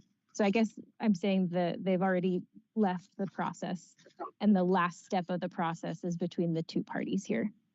Got it. Thank you. No, that answers it. Okay, thank you. Thank you. Let's go to Commissioner Spellbrink. Yes. Yeah, thank you, Chair Wall. Yeah, just a couple comments and observations, especially like I guess I'm going back and looking at the previous times that we had this on the agenda, both the analysis and the comments and observations in both, and this is what the public is seeing basically in the staff synopsis and the analysis. Let's see, going back to the original one, I'm just quoting this from, I'm reading this from the analysis, or from the analysis of the issue. It says, and we're talking about the MOAs. It says, even if there is an increase in tribal member participation and tribal harvest as a result of this MOA, it would be a very small fraction of the hunting and fishing along the north coast of Oregon. The department expects this to result in a negligible reduction in revenue and a negligible change on the impact of hunting and fishing to existing fish and wildlife populations.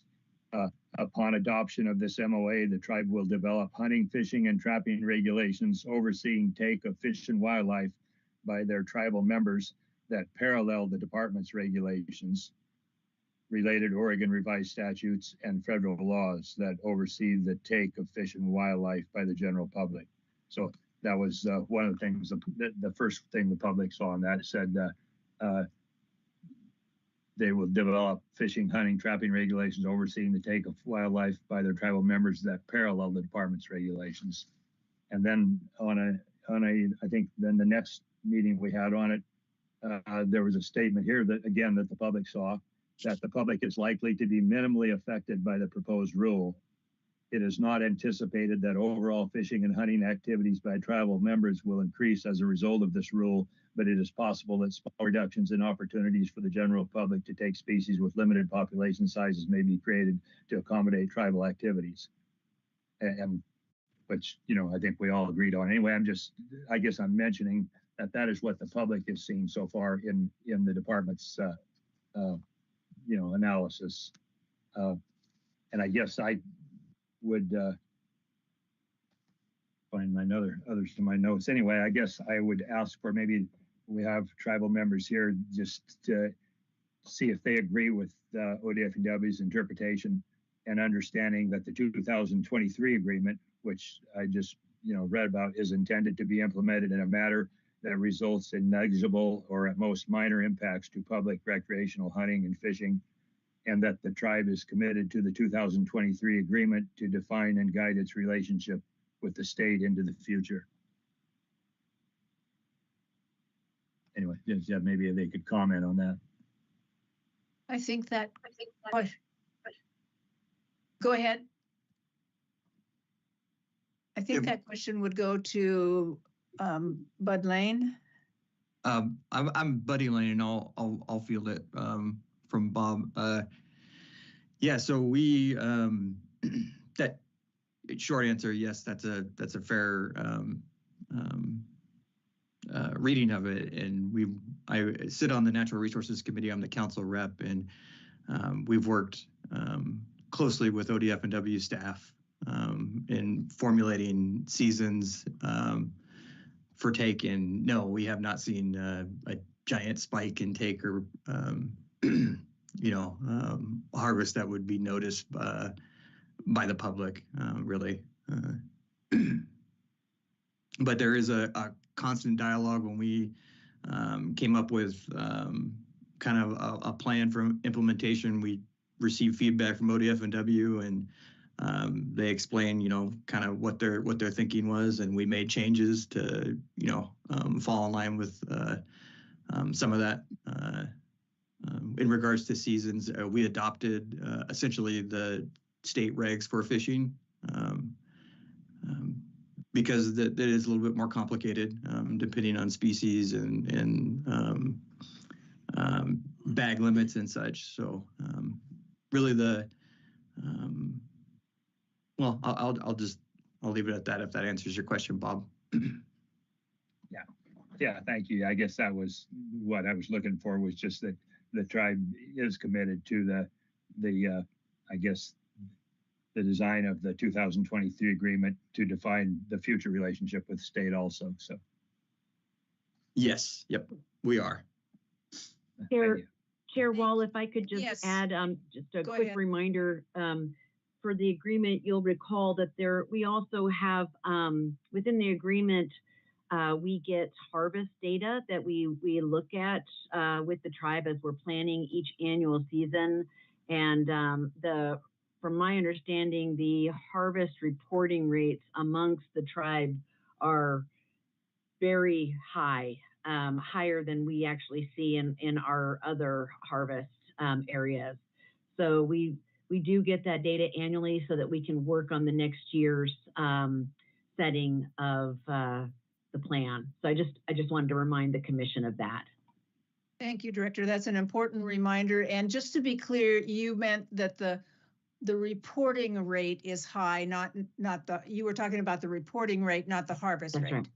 The reporting rate is very high, and I mean, substantially higher than what we typically see. So we really have good confidence in the information that we're getting as we plan each year as we go forward. Good point. Thank you. We'll go to Commissioner DeFries, and then I also have a couple questions, and I will check with Commissioner Labhart. So Commissioner DeFries. Great. Thank you, Chair Wall. Thank you, everybody, for your testimony. It was really fantastic to hear. I just have a question, and this is maybe for Vice Chair Lane or Mr. Dorsey. Is there any risk associated, is there any risk to the tribes where this opens you up to different oversight by removing the consent decree? Or is this, I don't quite understand the legalities of it. So I'm just asking, would there be any undue negative effects by removing the consent decree where then, it sounds like the federal government is removed from any decision making, but then where they could come back and designate rights at that point? Can you hear me? Yes. Okay.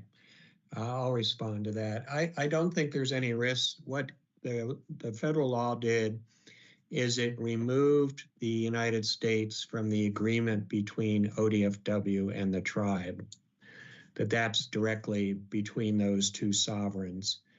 The United States was a signatory to the original 1980 agreement and decree just to ensure that it was binding, because the United States is a trustee under its guardian ward relationship to the U.S. And so legally, the state attorney at the time wanted to make sure the United States was also bound. The relationship between tribes and the federal government has evolved and improved since that time, and the U.S. doesn't feel like it needs to be involved in the relationships that sovereign tribes have with other governments like the state of Oregon. So they're no longer party to that agreement. They would be consulted, in the event, let's say the tribe wants to exercise a treaty right and there's some issue with that exercise. Although again, recently they have taken a much less active role, and it's mostly up to tribes to exercise their own federal rights. But this really opens it up. The tribe has always had its treaty rights. They've never been specifically extinguished, and this just allows the tribe to look at those rights and consider what they might be. So I think it's a substantial opportunity for the tribe going forward, finally, after 45 years. So the tribe was forced to give up. I mean, the statement I always make is termination was a horrendous trauma to the tribe, trying to end the existence of the tribe. So restoration reversed that, but then at the same time, ODFW imposed a separate additional trauma on the tribe by making it limit its exercise of its hunting and fishing rights as the cost of becoming restored. And all this does is it gets rid of that additional trauma, I think, and fully restores the tribe. Thank you, Mr. Dorsey. Commissioner DeFries, did that answer your question? Thank you. I will check with Commissioner Labhart. Did you have questions? And then I had a couple. Thank you, Chair Wall. Can you hear me okay? Yes. My question is for Davia, and I'm sorry, Davia, I didn't get a chance to check with you regarding Brian McLaughlin's letter. It was a fairly lengthy letter that went into quite a bit of detail. similar to previous letters that he sent regarding MOUs, but a little bit different this time. Do you have any comments about what he is alleging there from your standpoint in reviewing that letter, that testimony and his letter? Thanks, Chair Wall and Commissioner Labhart. A lot of the letter you're referencing had some legal interpretation. And so I'd advise if you want to talk to DOJ about that, you can do that in the executive session. I think the one piece that is sort of policy related is that the full extent of the tribe's treaty reserve rights are unknown. And so there, but I kind of tried to address that in my presentation, that the 1980 agreement intentionally suppressed the rights of the tribe to hunt, fish, trap, and gather, and the state no longer thinks that's appropriate. And so if those rights exist, the tribe should have them. And so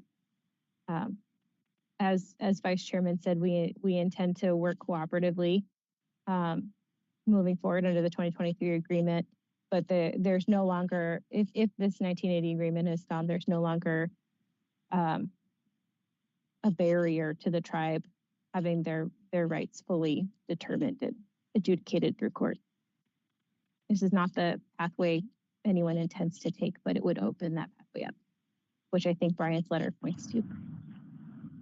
Okay, thank you. I'm not in favor of us going into executive session unless other commissioners wish to. So thank you for the family interested policy around where we move forward from here. Thanks. Thank you. Davia, I had just 2 additional questions. I had a third one about monitoring and how we would jointly under the co-management situation monitor, but Director Colbert already spoke to that. The second question I had was how, if this moved forward, how would the situation for the Selets compare to the others of the Western tribes? Thank you, Chair Wall. I think I have enough information to answer your question. So there are 5 tribes that we refer to as the Western Oregon tribes, and we have MOAs with all 5 of those tribes. I referenced in my presentation that Selets was one of only 2 tribes in the nation that was subject to this kind of consent decree limiting their rights. The other one of those 2 is the Confederated Tribes of Grand Ronde, also here in Oregon. So they are still subject to a consent decree. Congress hasn't taken the same action to alleviate that situation for them. And then the 3 tribes that we frequently associate with Southwest Oregon, I believe they're in a similar position to where Selets will be did this 1980 agreement go away, that they have or had treaties, and there may or may not be rights associated with those treaties, but they haven't been adjudicated in federal court. Thank you. That helps. And the other question I had is, if you could, in order to sort of summarize things, if you could say again, summarize again, what exactly we are being asked to do today, so everybody has it fresh in their minds, and then we will see if anybody wants to go into executive session. But if you could just, if you will, summarize what we are, what's in front of us today. Okay, thank you, Chair Wall. I'd say that the Commission is being asked to repeal the administrative rules that implement a 1980 agreement between the state and the Confederated Tribes of Selets Indians that permanently defined their very limited rights to hunt, fish, trap, and gather, and adopt a new rule that is related to the 2023 agreement that makes clear that both the state and the tribe view the 2023 agreement as the successor to the 1980 agreement, as the congressional intent of the 2023 legislation imagined, and confirms that the 2023 agreement is voluntary for both parties. Thank you. So commissioners, that puts it in front of us, and it looks like we have two questions. So we'll go first to Commissioner Spellbrink and then to Vice Chair Hatfield Hyde. And then we'll go back to the question of whether people want an exec session. So Commissioner Spellbrink. Yeah, thank you, Chair Wall. Yeah, and that is, I guess I just responding to what Davi just said, and that is that whether we pass this or not today, the 2023 agreement is in effect. Anyway, okay, I just was going to emphasize that. Was that, you were asking Davia to confirm, or was that a question? I couldn't tell. No, that was just confirming what I heard, I guess, right? Okay. That's true. Thank you. Vice Chair Hatfield-Hyde then. Yes, thank you, Chair Wall. I do want to say that I think the 1980 agreement was a racist and ill-thought agreement, and as was termination and a whole lot of the history here. But I would like to have executive session to ask our council a couple of questions, if that's possible. It is possible, and I don't see other questions at this time from the commissioners. So I am going to adjourn our regular meeting briefly, and I would like to read into the record the usual comment about going into executive session. The commission will meet in executive session to consider information or records that are exempt by law from public inspection and to consult with legal counsel concerning the legal rights and duties of a public body with regard to current litigation or litigation likely to be filed as authorized by ORS 192.660 2F and 2H. Representatives of the news media and designated staff shall be allowed to attend the executive session. Representatives of the news media are specifically directed not to report on or otherwise disclose any of the deliberations or anything said about these subjects during the executive session, except to state the general subject of the session as previously announced. No decision will be made in executive session. At the end of executive session, we will return to open session. And Michelle, if you will correct me if I'm wrong, commissioners, I believe that you need to sign out of this meeting, go to February 24th email from Michelle, and I think it's about 11 o'clock. It's like February 24th around 11 if you have a bunch from that day, and sign into the executive session. So just confirming, Michelle, that that's right. Sign out of this one, out of the regular meeting, sign into exec session. That is correct, Chair Wall. And the meeting number that you're signing into for the executive sessions ends in 840. And Commissioner Labhart, I am sending you the phone-in information that'll pop up as a text in on your phone. Thank you. So this one is yes. Is there any way to just, Michelle, for you to just forward us that right now? So it's the Absolutely. top of our inbox. That'd be really handy for those of us who struggle. Give me just a few minutes and I will be able to get all that information out to the top of everyone's inbox. Yes, also, Michelle, excuse me, Joel, but yeah, send it to I couldn't get my laptop, my department laptop to work today, so I'm not sure that link is on this computer, so send it to my private email. Absolutely. And thank you. For Chair Wall, for the members of the public, they can stay in this link. Okay. Because we will be returning to this meeting. You know, I think, I mean, unless Michelle tells us otherwise. So just for the members of the public, we'll be coming back to this location. Good point. Director Thank you. Colbert, that's correct. Thank you.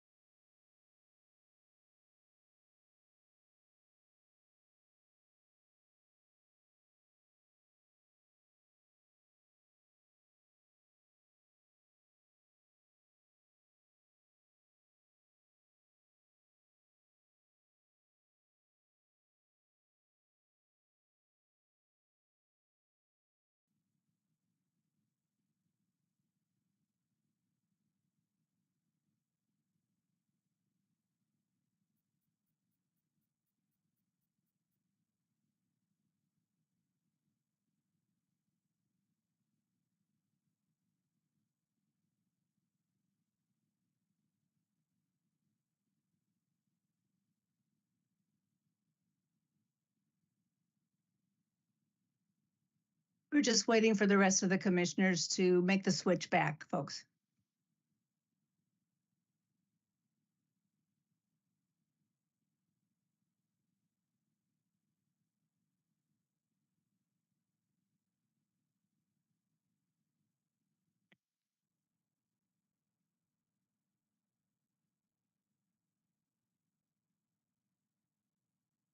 Commissioner Labhart, are you back on?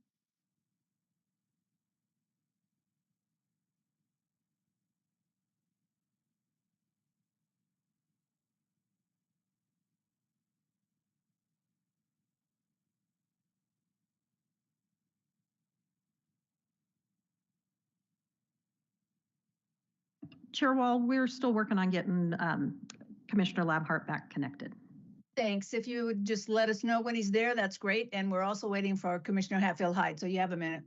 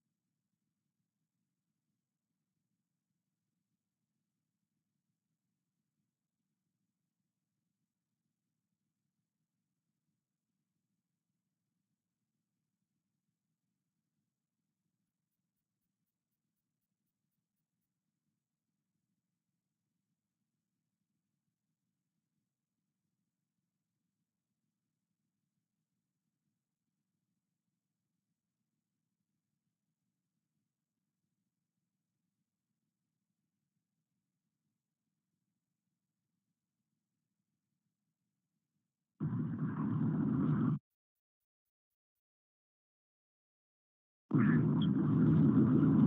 right, Mark's back in. I must have been in a bad connection spot. Thank you, Commissioner Labhart. We're just waiting for one more commissioner and then we'll start.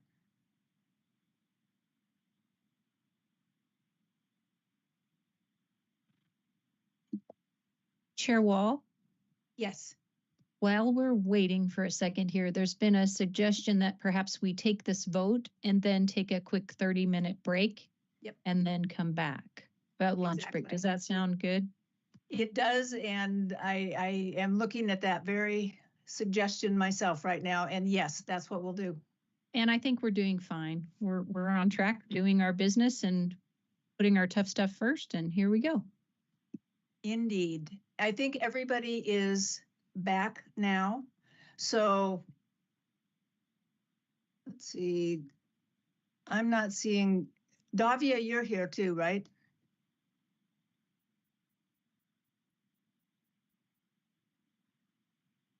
Yes. Okay.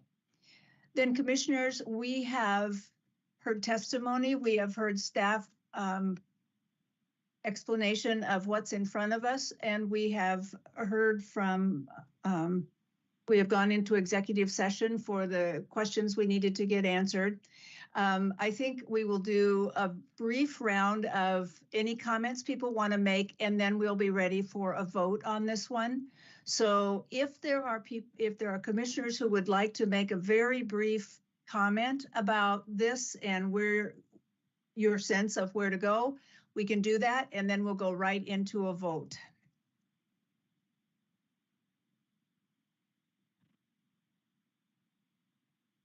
Any commissioner want to make a comment? Seeing none, which is a bit of is there then a motion on this one?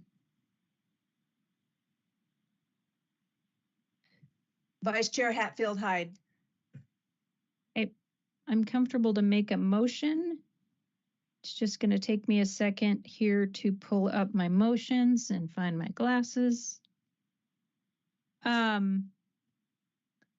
I move to repeal OARS 635-041-0500, 635-041-0510, 635-041-0515, and 635-041-0520, and amend OAR 635-800-0500 as proposed by staff.